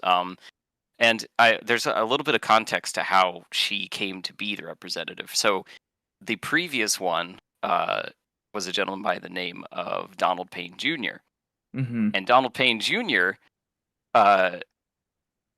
Was in the process of going to be reelected, and then he had a heart attack and died from complications from that. Suspiciously. And then weeks after he died, he was reelected or was elected in the Democrat primary. That's right. I forgot about that guy. Okay, yeah. So he is the previous owner of the title of representative from New Jersey. Dead Democrats electing dead candidates. That's amazing. and then the one who gets elected to replace him, ends up like assaulting federal agents because she's mad that she didn't, they didn't do what she told them to. Like, it fits so well, Before we let you go, do you think she's going to gain the? What do you think her future is? Is she going to get booted from Congress? You think she's going to get convicted? What do you think? I don't know. I mean, the videos I've seen, it seems pretty clear that she was like was trying to beat on, like, like the hammer punches, as you like to call them. It seems pretty clear to me. I if nothing else, I think there's a decent chance she's gonna at least get booted, if not actually, like arrested and or sent to jail. I don't know. We'll see. But my prediction is that I think she will get convicted, like whether she agrees to a plea agreement or is convicted at a trial. I think she will be convicted of something, but I bet they're not going to kick her out of Congress. I don't think they have the stones. They're going to kick out George Santos, but not her. That's my prediction. Yeah, I was going to say, if they're willing to kick out Santos, like, man. The reason why they're not going to kick her out is because she's a black woman, right? Yeah, well. So that's political brownie points that they're going to be losing to the left wing, right? And well, that's pretty much it. She has her race and her sex protecting her from this. Yeah, I don't know. If there's any doubt about the fact that she was, literally punching people, then maybe I would tend to probably agree with you. I feel like that's likely to keep her from I feel like that's likely to end up getting her some sort of consequences. But yeah, I don't know, man. We'll see. I'm hopeful. I've got my fingers crossed. Look, once they release that body slam footage, it's over for her. Yeah, well, we're never going to see that either. Yeah, I mean, honestly, like the footage of her with her fist coming down, honestly, I think is more than enough. But yeah, it's also funny either way. Well, thank you for the insight. I appreciate it. Yeah. Have a great night. Keep me in your thoughts when you see more about her. I will. Godspeed in New Jersey. All right. Okay. Next up, we got Callan. Callan, are you there? Hello. What's on your mind? How's it going, man? Hey, I was I've had some very hard personal experiences recently, but I wanted to kind of frame it from your perspective, so you have something that you can kind of tackle. Okay. So my father just passed away. Sorry to hear. Unexpectedly. Sorry. Saturday, May 10th. And I know that you lost your brother in very difficult circumstances, so I know it's kind of a very different dynamic, but my brother was not very he had not spoken with my parents at all in the last 3 years. And he's put himself in the position where there's 3 years that where he's got serious regret. My dad's last message to him was I guess I wanted to phrase this more like a question to kind of engage. I want to pass things on to you, but I just really wanted to get this off my chest in terms of, serious advice to a lot of people who are trying to approach things from a Christian perspective. Okay. Because it's been very, very hard, especially with my brother and the way he's kind of abandoned us, and even when coming to this funeral, kind of treated it like a very get in, get out kind of situation. But my dad, he never gave up on him. He held to his principles. He didn't just give in to the kind of emotional peer pressuring that my brother and his family, kind of laid on him to try and have a relationship. But he did text him, I love you, weeks before he died. Very, very tragically and unexpectedly. Yeah. So I just, I want to encourage other people to really reach out. If there's a really hard relationship where you feel like you have to hold the line on, that doesn't mean you can't talk or say anything at all. And I just want to get your perspective on that, as far as having a final, like saying something and not just reciprocating the cutoff, but not giving up on people. Sorry. Real quick before you go, is there a reason why he stopped talking to your parents? Yeah, pretty biblical disagreements. He's not walking with the Lord. Okay. All right. Are you in touch with your brother? That door's open? Basically, no, not really. Okay. Or at least he's not staying in touch. I've tried to reach out with him multiple But times. your door is open. That's what I'm saying. My door is open. Okay. Yes. That would be the only thing that I would hope for you. You can't make him come talk to you, but yeah, I mean, obviously when someone unexpectedly departs, you don't want to be the one who has regret about a door closed. And I just wouldn't want you to put yourself in that position. But yeah, first of all, I'm sorry to hear about the loss, man. And whenever you lose someone unexpected in that way, yeah. I mean, our experience might not be the same, but they sound the same in that respect. Like all of a sudden someone you think is always going to be there. I know you don't necessarily think your dad's always going to be there, but when it's completely unexpected, yeah, it comes as a shock. But yeah, I mean, that was, thankfully I didn't lose my brother on bad terms in that way. We would fight like brothers would or whatever. But I don't feel like I lost my brother on regrettable terms. Like I wish I can't believe I let this linger, or I didn't say that, or whatever. It wasn't like that.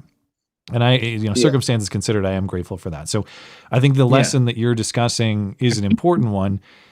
If you have a conflict with someone and you're not talking, you must be okay in your head of that person being gone forever on those terms. And maybe you are okay with that. Like sometimes people are okay with that. Just you think about that critically, especially in the context of family.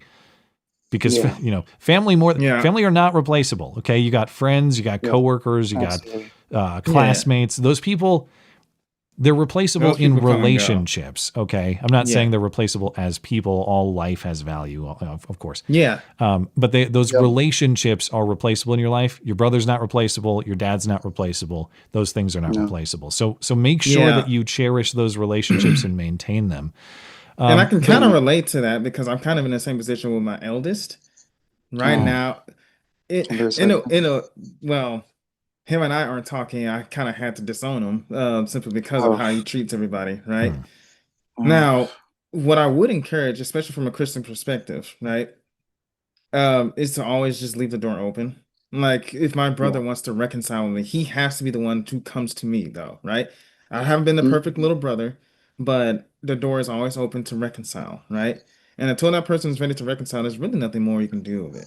Does that make sense? Yeah, I do appreciate the perspective. I do mostly agree with it, but I would also encourage really listen to the Lord, because I'm not really thinking about your brother, Matt, because I know you had I know you loved him to some degree. I'm thinking about a relationship you had for many years that I know has ended south, and that right now it's obviously not a good time to think about anything with that, but you never know what can happen at a moment's notice. So if you can say anything in a light, or just, I'm not saying do something right now or anything like that, but prayer is key. And I would agree with that. I mean, I appreciate the spirit of what you're saying. I really do. I will also say that the full knowledge of what was done is not known publicly. Yeah. Of course. And I'll leave it at that. There are deeper depths than many realize, but I'm not here to discuss that, of course. But the other thing I want to say is I want to appreciate your dad for a second, at least as you've described here, because I think in the fatherly sense, man, are there things that my sons could do that could get me to separate from them in this life? And I don't know if that was your dad's choice or not, if it was your brother's decision to walk away completely, or if it was your dad's decision to be apart too. But my brother's decision to walk away, my dad's decision not to compromise on his principles And there are things my sons could do, principles they could violate that I would not compromise on either. But the fact remains that they will always be my sons, and that itself is a relationship you can't replace. And I appreciate whatever violation your brother may have committed in your dad's eyes. I think he handled it right. You know, I think it sounds like he stood on conviction. He stood by God, which is the relationship that you're supposed to honor first. But he never closed the door on his son, because he will always be his son. Yeah. So and the last thing that tough spot, but he did it right. advise- And I just hope you find comfort in that. Yeah.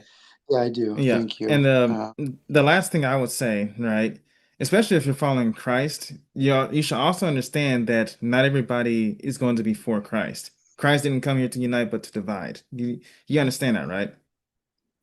How dare you? Yeah, I mean, But it's the technically, truth, though, yeah. right? He did not come here to. He even said that if you believe in me, even your family members might be against you. That's just the reality of it. It's sad to That's see the it that way. reality. I don't know if that's the necessarily intention. But definitely an interesting argument we don't have time to get into. But yeah, that's true. I understand the spirit of what you're saying. Yeah. Well, all the best to your family, man. God bless you. I'm really sorry to hear it. I hope that you'll find peace with your brother, and I hope you guys will resolve. And, you know, I have no doubt that your dad is proud, and that your dad, you know, I doubt that he is, you know, somewhere with a bunch of regret right now, or something like that. I think that your dad sounds like a great man, and I hope that your family can resolve beyond this. Yeah, and the Lord has really blessed us through a lot of this. I've had a lot of hard nights thus far, but praise God, He is in control. And thank you for giving me the time. I'm sorry I've wasted a lot of it. It's an important topic, and people don't really think about how they want loss to go until loss strikes them. And you know, most people listening have experienced loss in some respect. I'm not like breaking news to people, but if you're the sort of person who has not yet crossed that part of your life where someone is taken from you on unexpected terms, you know, like Callan is saying, think critically about how you want circumstances to be when that happens, and make sure to be an architect of those circumstances before it's too late. Mm-hmm. That's right. I have very few regrets. Thank you, man. Have a great night. Thank you. Take care. Good night, man. Goodbye. Wow, man, tough one, but important stuff. You know, Yeah, here's the thing. I'm not trying to be mean when I said that, right? But that is the way of it. That is the reality that people find it a little harder to accept. Yeah. I don't like it. I don't really like it. I am not the expert on the teachings of Christ. I am a new follower and someone who tries to make a little bit of progress each and every week. But yeah, of course, the teachings of Jesus are not do whatever you want, everything is valid, all are to be accepted. I mean, first and foremost, you have to make the decision to follow Christ. You have to accept him as your savior. Mm-hmm. That, of course, entails a lot of moral teachings, a lot of things you ought to do and ought not to do. Yeah. But yeah, I take your point that if a family member or a friend expects you to defy moral truth, I'm sorry, I can't do that. You know, I'm not going to commit cold-blooded murder for the sake of anybody because it's morally wrong. And I'm not going to, I mean, there are moral rules that you don't violate for even your closest relationships. That's why it's God, family, country is the order, right? So it said, if you follow me, then I'll make you an enemy of those of the world. This includes your family members. Okay, so I have up to 4 different siblings. I have 2 sisters, 2 brothers, right? 2 of them aren't really following Christ like they should be. I love them dearly, but none of us really are perfectly. It's just, do they make the decision to or not? Are they do not consider themselves Christian, is what you're saying? I think at least my youngest sister does. Mm-hmm. I don't know where they're at. My other brother, my eldest brother, on the other hand, he says, but you can tell full well this dude is lying. Sometimes it is just like, I'm doing this for social approval or something like that. Yeah. Something like that. Or he will use it to try to manipulate. Yeah. But I can tell he's not for that. But I'll get into that later. All right. Last well, thank you for the insight on that. Jesus hated everybody. This has been Theology with Joshy Boy. All right. Yeah. GR, you're up. What do you got for us? Hey, what's going on, bro? There's white power, right? What about white power? What? Hello? Oh, guys. Hey. What was that about white power? I missed it. Oh, nothing, guys. Nothing. Oh. Oh, my God. Are you the Hispanic ambassador? I didn't get clarification. Actually, hold on. I'm going to restart the clock because you had super chatted saying that you are you Spanish in descent? Yeah, Spanish and Mexican in descent. Oh, okay. So this was my question. The S slur, spig. Yeah, I told you, but it cut out. You cut off the stream. I had actually ranted the answer. Okay. Can you clarify the slur, the S word slur? Does that apply to the Spanish, as in from Europe, or is it strictly Mexican, or like Central or South American? It's strictly intended for Puerto Ricans. Oh, but it's applied to other Spanish-speaking people. Okay. I thought it was like I always think Mexican. No, it was made for Puerto Ricans. Okay, but you can call anybody that. Okay.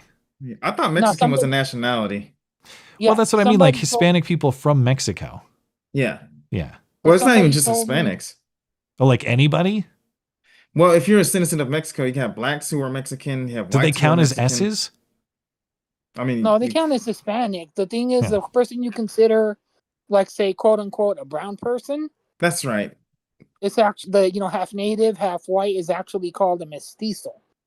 Okay. I think this is the most diverse slur discussion ever to occur. All we need is a tranny and a lesbian, and an Asian. Yeah. No, hold on. It was intended for Puerto Ricans, strictly. Okay. But other groups are called that. All Other right. people are called. Let me put you back on the clock. What do you got for us? Okay. Man, I really wanted to talk about this Nancy Mace thing, but by all not means. really. Well, okay. What would you prefer? You got any trash TV stuff? You want to talk about that? Actually, I haven't been watching much lately. There's not a lot. I don't know. I've missed. Okay, well, let me tell you about the animes I've been watching. Okay. It's the animes. All right, how do I hurry this hold clock on, up? Hold on. Time out. Before you do, right? You're limited to 5 syllables. All right? Uh-oh. You are limited to 90 seconds, so get going if it's anime. 5 syllables. Go for it. No. Shit, whatever, Josh. All right, no, there's a couple I've seen. They're really they're dirty in a sense, but they have a great story. One is called My Dress Up Darling, and the other is called Prison School.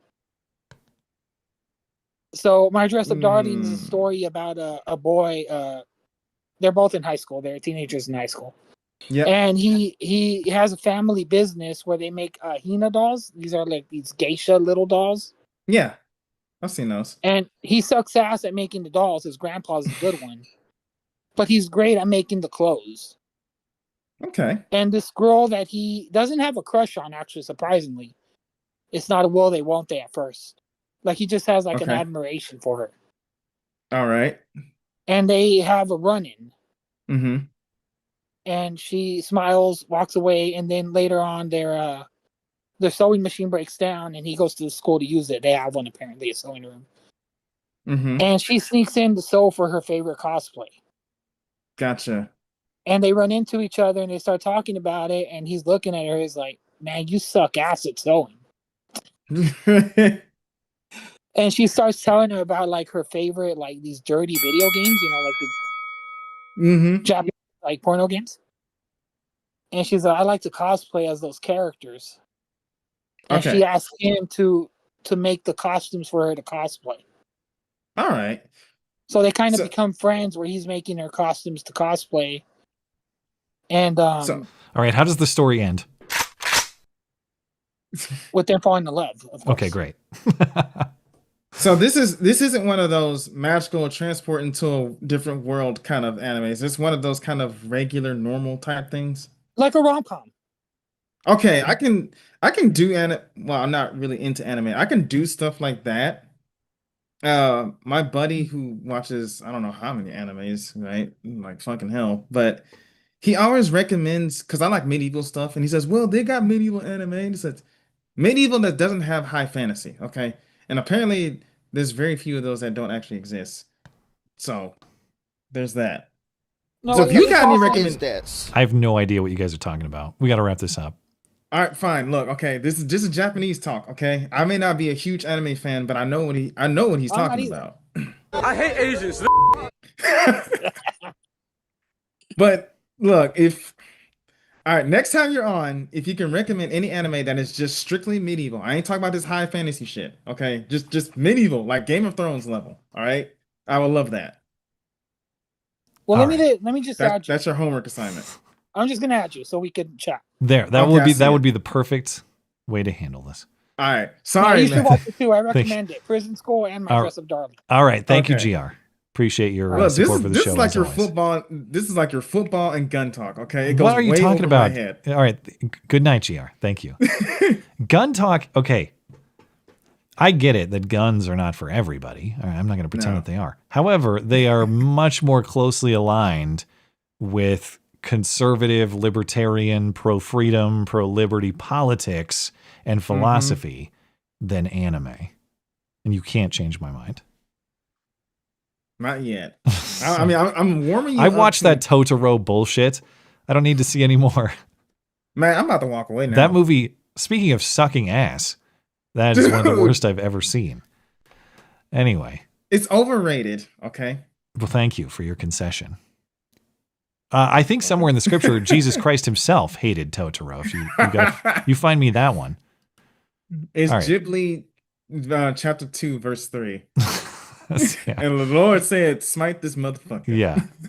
All right. Let's, we got a couple of email questions. We'll get into those and then we'll get your super chats before we're out of here. As a reminder, if you'd like to send and thank you to our callers as well. If you'd like to send a thought or a question for consideration on the show, you can do that through the contact page of my website, mattchristiansenmedia.com/contact. Look for that MC Live questions box and submit there. First up tonight is Luniper.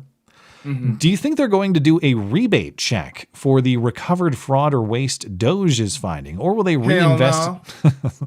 Or will they reinvest it in things like the failing Social Security program? Not that it will help the elderly in nursing care, who typically live on less than $60 a month, no matter how much their Social Security benefits are. States set the dollar amount. The facility gets the rest. Will we get Doge rebates? I doubt it. Should we get Doge rebates? I doubt it. No. Nothing's going to happen. They're just finding the money and saying, hey, look how much money is being wasted on all this stuff. They haven't arrested anybody, and they're not going to give us back anything. The only person they've arrested so far is LaMonica, but she does have a wasteful salary, so hopefully we can cut back on that. I'm sorry, my kid is bothering me. Wait, did you say my kid? Cat. Oh, I thought you said kid. Well, he kind of is, but I was going to congratulate you on being a present father. Is that not yet? Oh, okay. Right? My four-legged child. Joshy boy does not go out for cigarettes. He stays home. Anyway. No, I go get the cigarettes and come home and smoke it in front of my kids. This is how you do it, son. Gotcha. The government pays for much of its nonsense by making up funny money. Of course, they print it, they borrow it, or otherwise. But even if they give that money back to us, the money has to come from somewhere. The government doesn't have it, considering how many trillions of dollars in debt they are, 30 plus, whatever, and counting. When the government spends money it doesn't have, we get the same inflationary effects we've been experiencing in recent years. The only solution, as Thomas Massie is saying, is to cut government spending, not cut checks back to people. And yes, I would like it if our liabilities to the government were lower. Here's the solution. How about we just stop giving them so much of our money in the first place? And I know that's some of the tax cuts that Trump is talking about right now. Yes, tax cuts are also good when we stop spending so much damn money in the first place. Stop spending the money first, then cut the taxes. It's the proper course of action here. I have to wonder why Trump just doesn't do that. I mean, I know it may not be popular right then and there. Well, that's the thing, is tax cuts, spending cuts are not politically popular. No matter how much people say they want them, then they get mad. What? You cut that? That's my Medicare. That's my Social Security. So he's just doing what's popular then. Yeah, it's not popular to cut programs but it is popular to cut taxes. The problem is it's not really a recipe for a healthy, sustainable federal government. But the counterpoint there is that ship sailed a long time ago. Yeah. So we're on the Titanic now. So enjoy the ride. The whole point of a leader is to lead regardless of popularity, if it benefits the nation later down the road, right? Sometimes Trump does that, you know. I think it would be. I think he does. Like he takes. I'm not disputing that. Yeah. Not on this case. He's not though. I would agree with that. No. Yeah. Nate says, I appreciate your patience with my question last week and correcting me where I was wrong on the facts. The cathedral that Mark mentioned was what I was getting at. Institutions that aren't the federal or state governments, but still exercise power and rule, like universities, NGOs, etc. I agree with you that the ontology, or the being of morality, comes from God, but the epistemology, how we know of morality, usually comes from top-down institutions like family. The government and family or church values have diverged severely, and it seems that the federal bureaucracy, for example, has completely insulated itself from democratic controls like voting.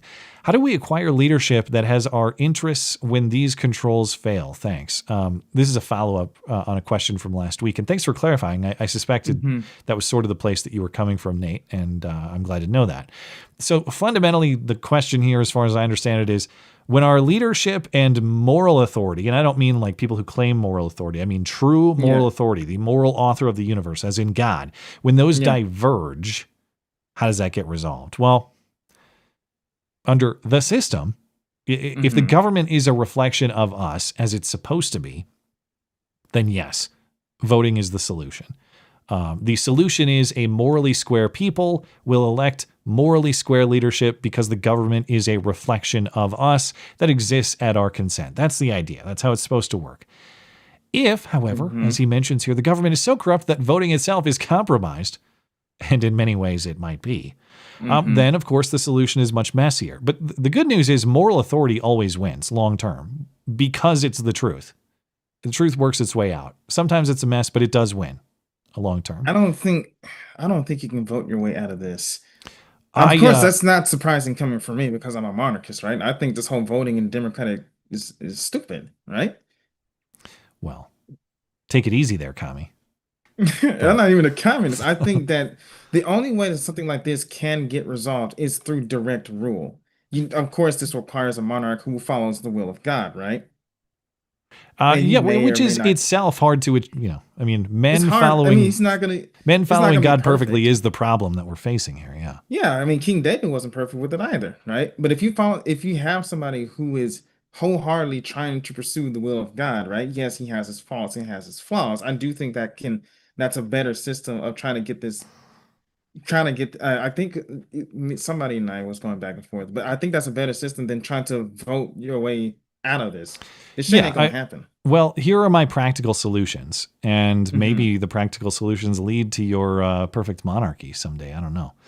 But okay, here's what we can all do today to try to correct this imbalance between moral authority and the government. Stay morally focused on yourself and work outward, okay? I know this is kind of clean your room, bucko, but it is true. It is true. Ask yourself, where does morality come from? Where do right and wrong come from? And I hope that you'll agree. I don't mean you, Nate, but I mean any listener out there. I hope that you'll agree that those things are objective and they have an origin. That origin is God or the God concept, however you would like to conceptualize that, if you don't conceptualize that in the form of a particular faith, I suppose. But if you accept that there is an author for morality, that an author of these rules in this world, orient your life toward God, toward that moral truth, build a family, serve that family. When you've done that and you're done doing that, then work outwardly. Lead your neighborhood, lead your town, lead your county, lead your state. If everyone starts at home first and then aspires for leadership after building that quality home, things are going to get a lot better. Also, though, stock up for Plan B, because that's a very long-term solution that requires a moral revival in this country that I don't think is particularly likely anytime soon. Stock up for Plan B. Precious metals, and I don't just mean like gold and silver. I mean precious metals that work well with powders. Let's put it that way. Food, water, ability to produce those things for yourself, all that stuff. The people who defy moral truth and crave power over moral truth, they prefer a fight, and you have to be realistic about that too. So those are my two solutions. Both as well. Yeah, and even if you prefer monarchy, a completely different form of government, and believe that would align us better with moral truth, the path to that revolution, tough road. That's gonna be that's the thing. See, when I advocate for monarchy, I'm almost expecting fight, right? You have to. This isn't some kind of everybody just. I'll be surprised if people are just like, yeah, let's just have a monarchy. Let's just peacefully transfer from republic to monarchy. No, I expect a full-fledged war to go on, right? This has to be, for monarchy to even exist in the United States, it has to be fought for. There's no way around that. We're going to come full circle. We're back to the crown. It's the Revolutionary War too. We should have never left. See, look, the more I look into all this stuff, the more I look at all this nonsense, the more I'm convinced that we should have never left the crown. We should have just did what all the Englishmen did. I was a caller way back when someone called in and made the case for the crown on the show. I think that was me. No, it was not you. It was someone else way back in the day. Somebody that I inspired. Yeah. Anyway, thank you, Nate. I appreciate the follow-up. If you'd like to send a thought or question for consideration on the show, once again, you can do that through the contact page of my website, mattchristiansenmedia.com/contact. Look for that MC Live questions box. All right. It's time for Super Chat, Joshy, and then we'll get out of here. All right. I got a new song tonight. What do you think of this Western vibe? Yeah? It's good. My only reasoning for frowning a bit is because I work with a bunch of coworkers who listen to nothing but sad country music whenever we're just doing a project. This isn't this sad. This one is good. Yeah, this one's got an attitude about it. It fits the show. That's good. All right. That's what I aim for. All right, let's tackle YouTube and Tippy first, since it seems like I always end up going somewhere else first. So over on YouTube, Long Dong John, Matt and I once made love. The only thing that sucked harder was his internet connection.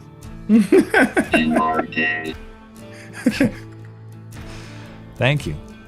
Hey, it held up tonight, at least so far. So I guess it's not sucking that hard. We haven't had any stutters or anything like that. So I think it was just a coincidence that happened. Lowbrow McCarthy. I remember I tried to pronounce this earlier and I can't. But you're going to have to either email me to tell me how to pronounce the name, and then unfortunately I'll forget it. But maybe I'll remember. Or just bear with me. I appreciate it. Mr. Lowbrow. I assume Mr. I don't know. Hey, Matt and Joshy Boy. Thanks to everyone that voted Trump into office. As a South African, today was deeply cathartic. God bless. Oh, I bet. We love you. You're very special. Oh, thanks for your support.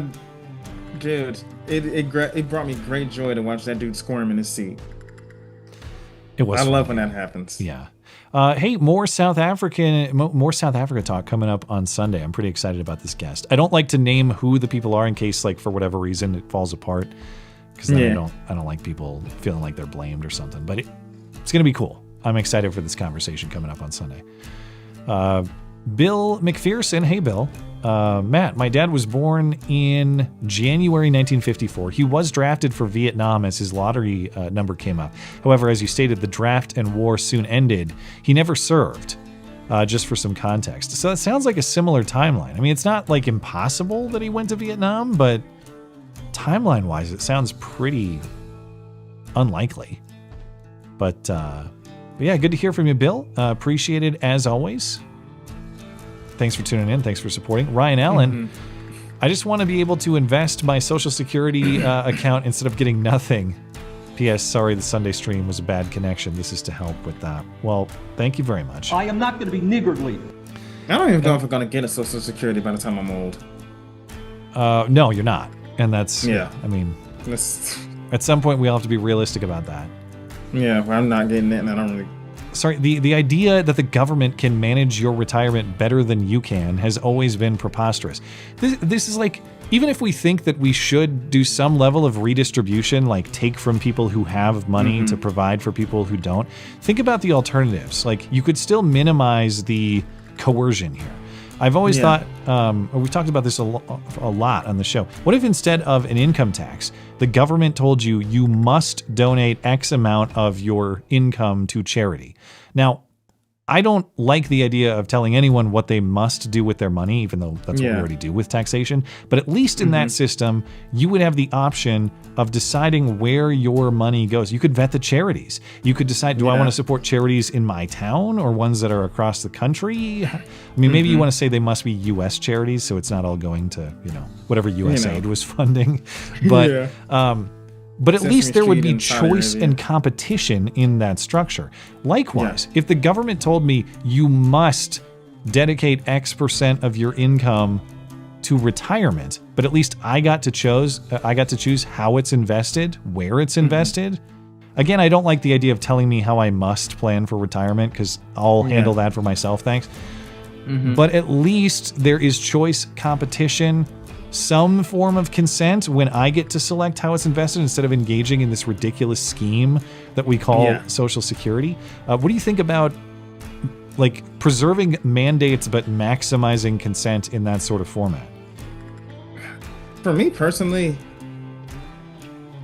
I would much rather people just kind of handle how they want to retire.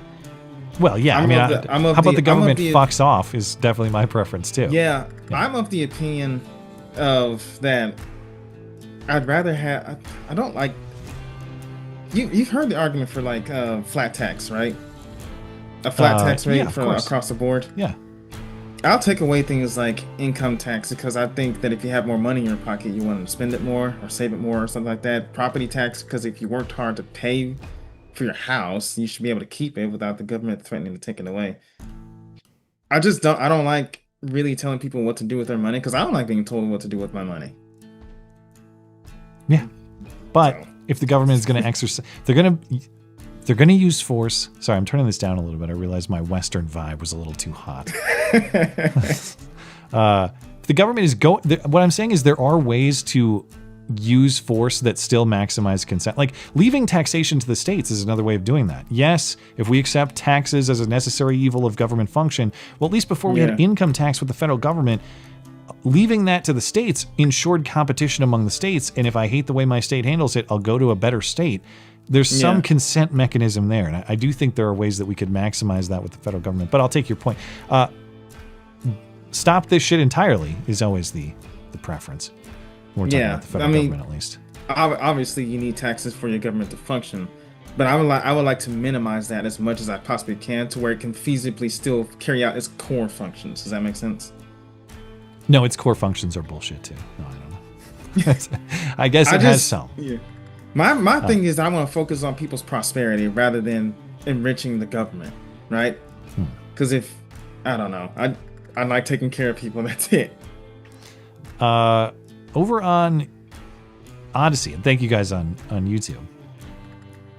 And I appreciate it, Ryan. And yeah, the connection is good tonight. That's a frustrating thing. I certainly appreciate your help with the connection.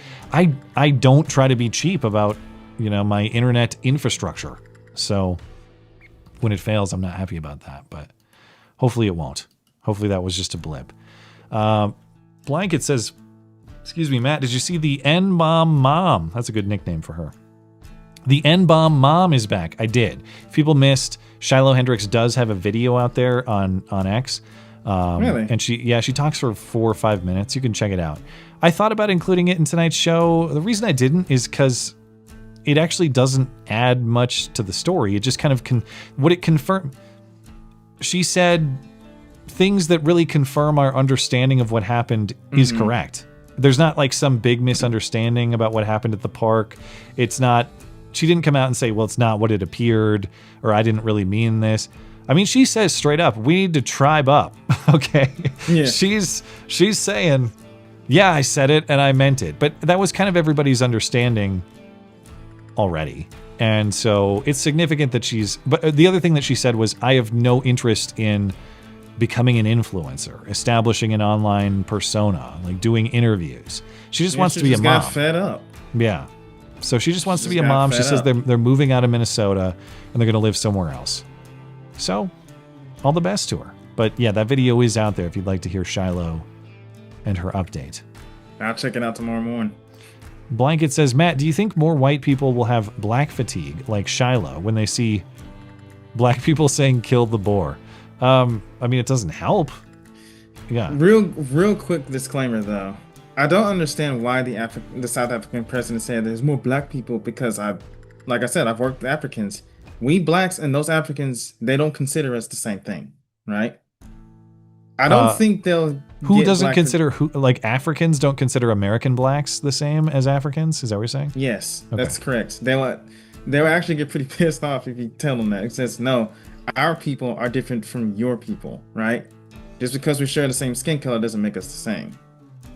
That's like, for example, that's like saying that you may be of Norse descent, but that's like saying you go to Denmark and say, oh, I'm Danish like you guys because I got it in my blood. Yeah, I'm tight with every Sven and whatever the rest of their names are.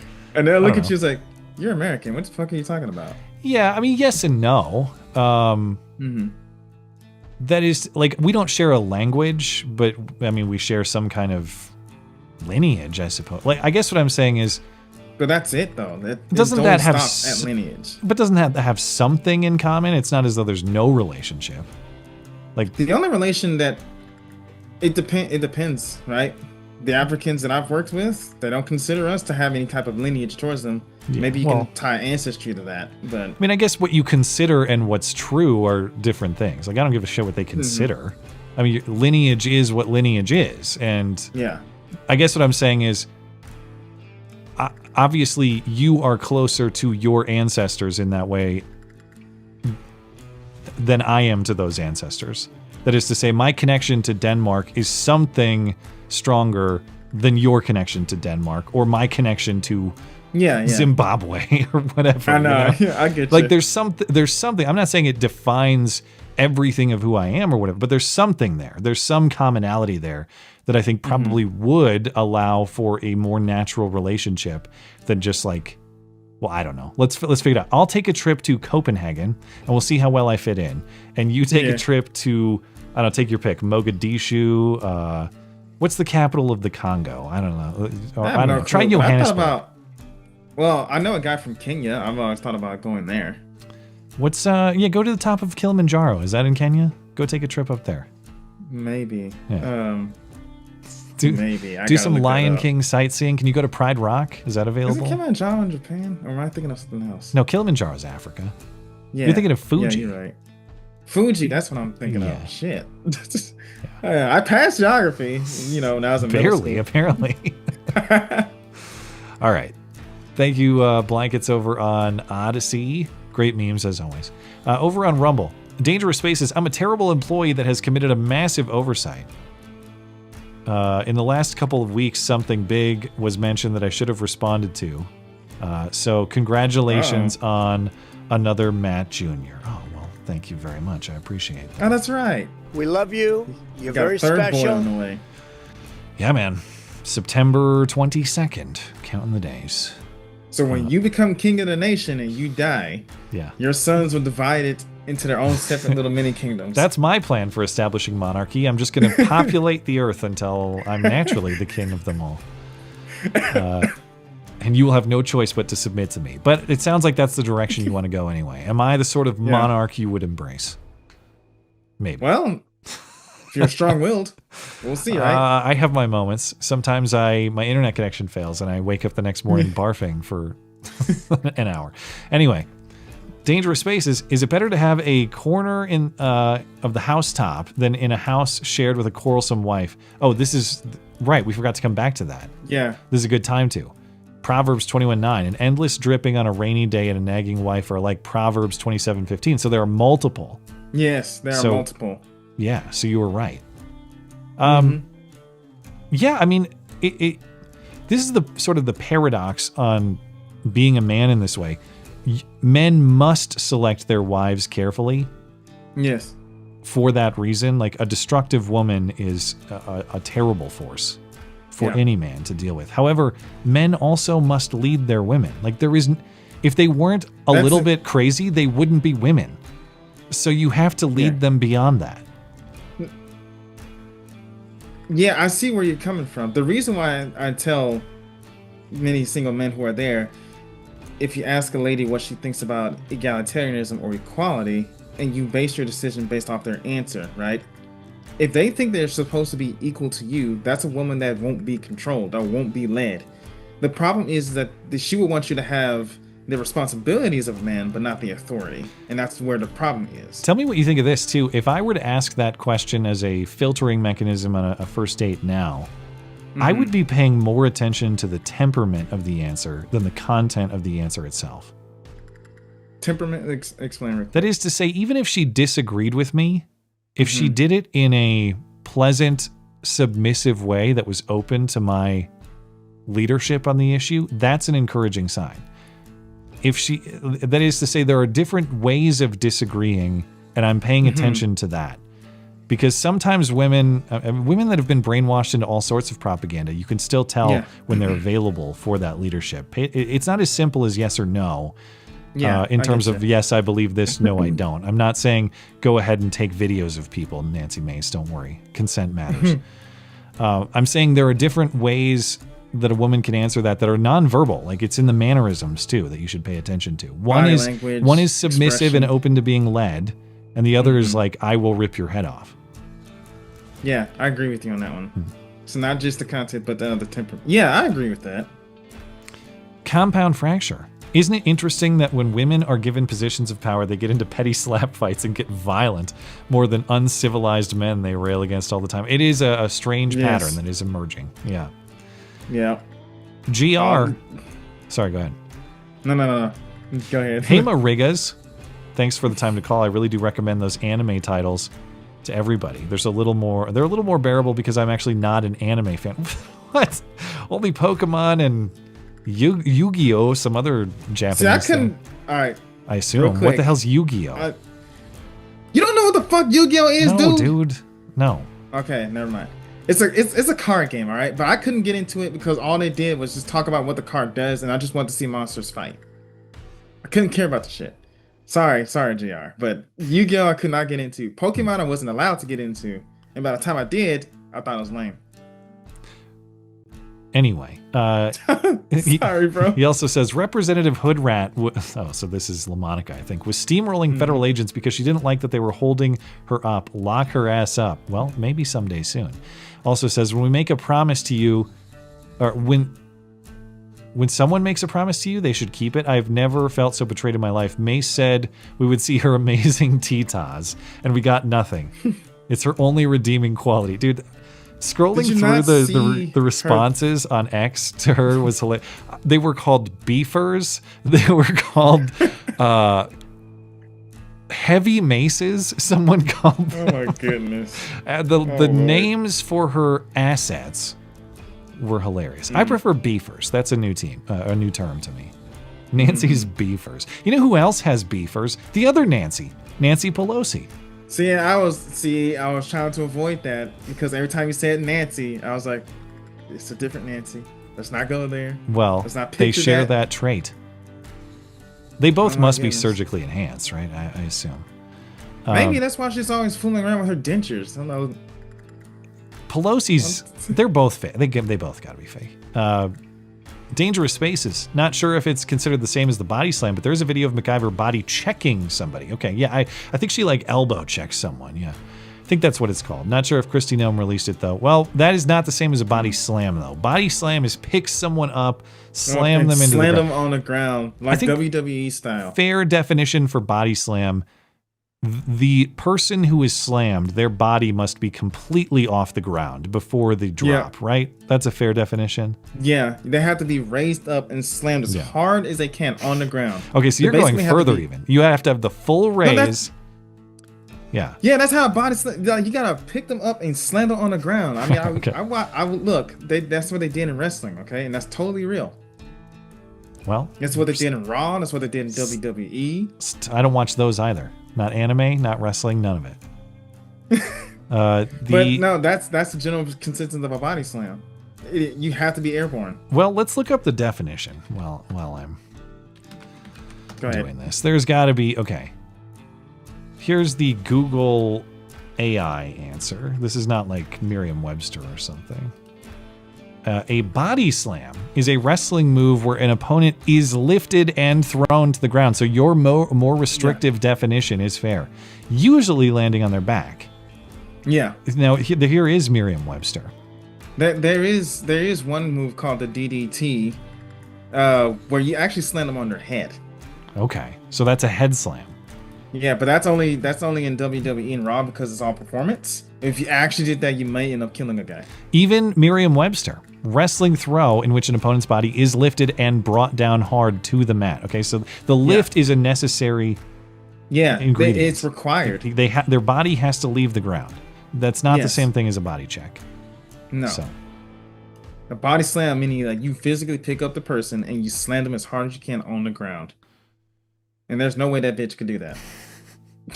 GR says, Antipop. Cashed in on some platinum today. It did good yesterday. I have never, as far as precious metals, I've only bought gold and silver. I've not gotten into platinum or anything else. I haven't precious looked. metals. You're not a precious metals guy? I would like to be. Seeing how I'm trying to go back to ye old days of monarchy. Silver is pretty approachable, you know. Lately I've gotten more into buying like fractional gold though.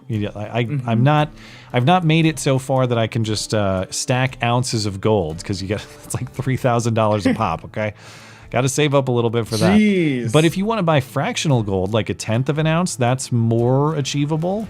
So I have bought some of that. The problem is with fractional gold, you're going to pay a higher premium over time because if you are able to buy in bulk, like it probably would be better to save up the $3,000 to buy the ounce of gold than it would be to buy 10th ounces over time because you're going to pay a higher premium on those. Well, you got to get back with me on that in like 10 years or so when I'm in a better position. I don't know. Can't even think about that. The only way I've been able to buy gold is fractionally like that because I don't have the cash sitting around to buy the giant amounts of it. But I figure, if you can only buy tiny amounts over time, that's going to matter. Yeah. So you'll see once I am the king in your new monarchy, I'll be sitting on a throne made of 10th ounces of gold because that's all I can put together. But yeah, platinum is up platinum's up. Wow, 13% in the last month. By comparison, what's gold at? I haven't followed it closely recently. In the last month, gold is down 2.25%. So platinum has really had a nice push. Congratulations. And I appreciate your support for the show. GR, they call the Spaniards things like spannies. And by the way, if you're into precious metals, silver's very approachable still. What's silver at, like $30 an ounce? Something like that? I don't know. I haven't looked at silver. That, it's $33.80 right now. Okay. So silver's on a bit of a run. In like the last year, it's up 13%. But like every month, buy a few rounds of silver. That adds up over time. And if you did that every month over the last year, you gained 13% on it, which is way more than the best savings account you're going to get. So. All right, then. I guess I'll look into that. Buy some silver. It's not investment advice. It's just stuff I do. But what do I know? I'm an idiot. Right. GR says, they call the Spaniards things like spannies. Nothing too offensive. If you label it as spick and span, if you want to be more accurate on what fits. Mexicans are beaners. I call them border jumpers. Everybody's a border jumper now. Like, even Middle Easterners are border jumpers. Everyone. Dangerous Spaces says, am I misremembering or wasn't around the same due date for Calvin? Yeah, they're pretty much the same. Because Calvin was 3 weeks early. But he was born September 2nd. And this baby's due on September 22nd. So pretty much exactly the same. Unlikely, it's kind of like my brothers. You guys have the same birthdays? No, well, a day ahead for each one. What time of year? One's on the 3rd and the other is on but it's not like the same date of the year. It's just they happen to be the same number. I think they're the same year. I have to ask. But what do you mean? You don't know all your brother's birthdays? I know the birthdays. I just don't know if they're a year apart or not. No, but like you're saying they're the same day or you're saying the same month and day? No, the same month. So one is born on the 3rd of September. The other is born on the 23rd of September. Okay, so very close. Close, you know what that means. They Christmas and New Year's is a fun time. All right, that's what happened there. If your baby number 3 was born the same day as Calvin, how would you feel? Would a shared birthday be good or bad?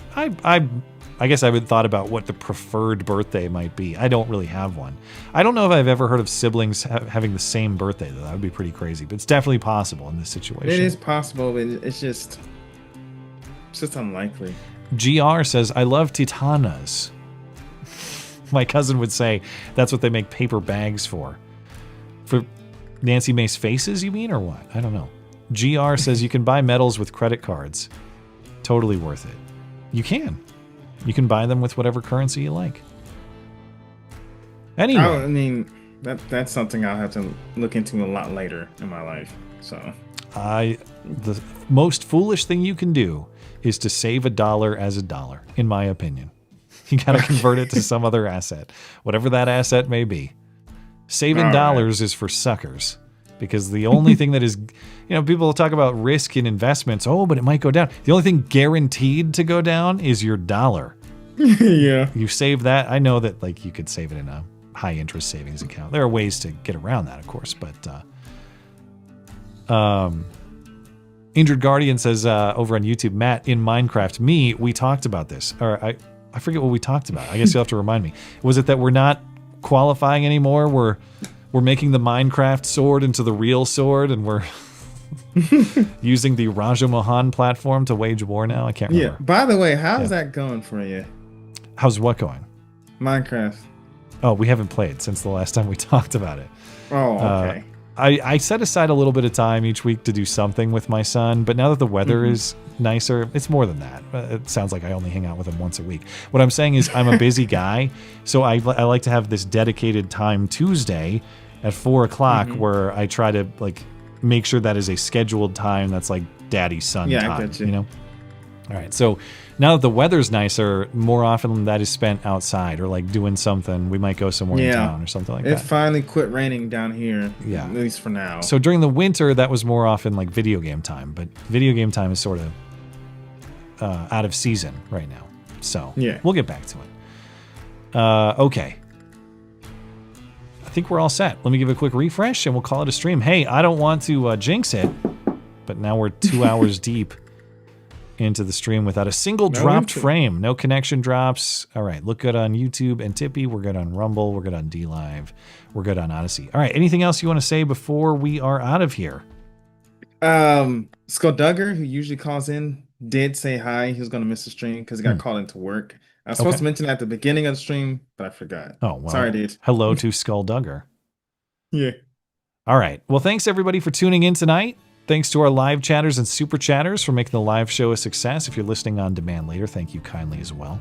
Thanks to Joshy Boy for sitting in. Thanks to our callers and our emailers. Thanks to producer Tim for his continued assistance. If you want to find anything show related, mattchristiansenmedia.com is where you do it. Or mattis.gay if you prefer brevity. I'm back on Sunday and Wednesday nights. Have a great night and a great week. Good night, everybody.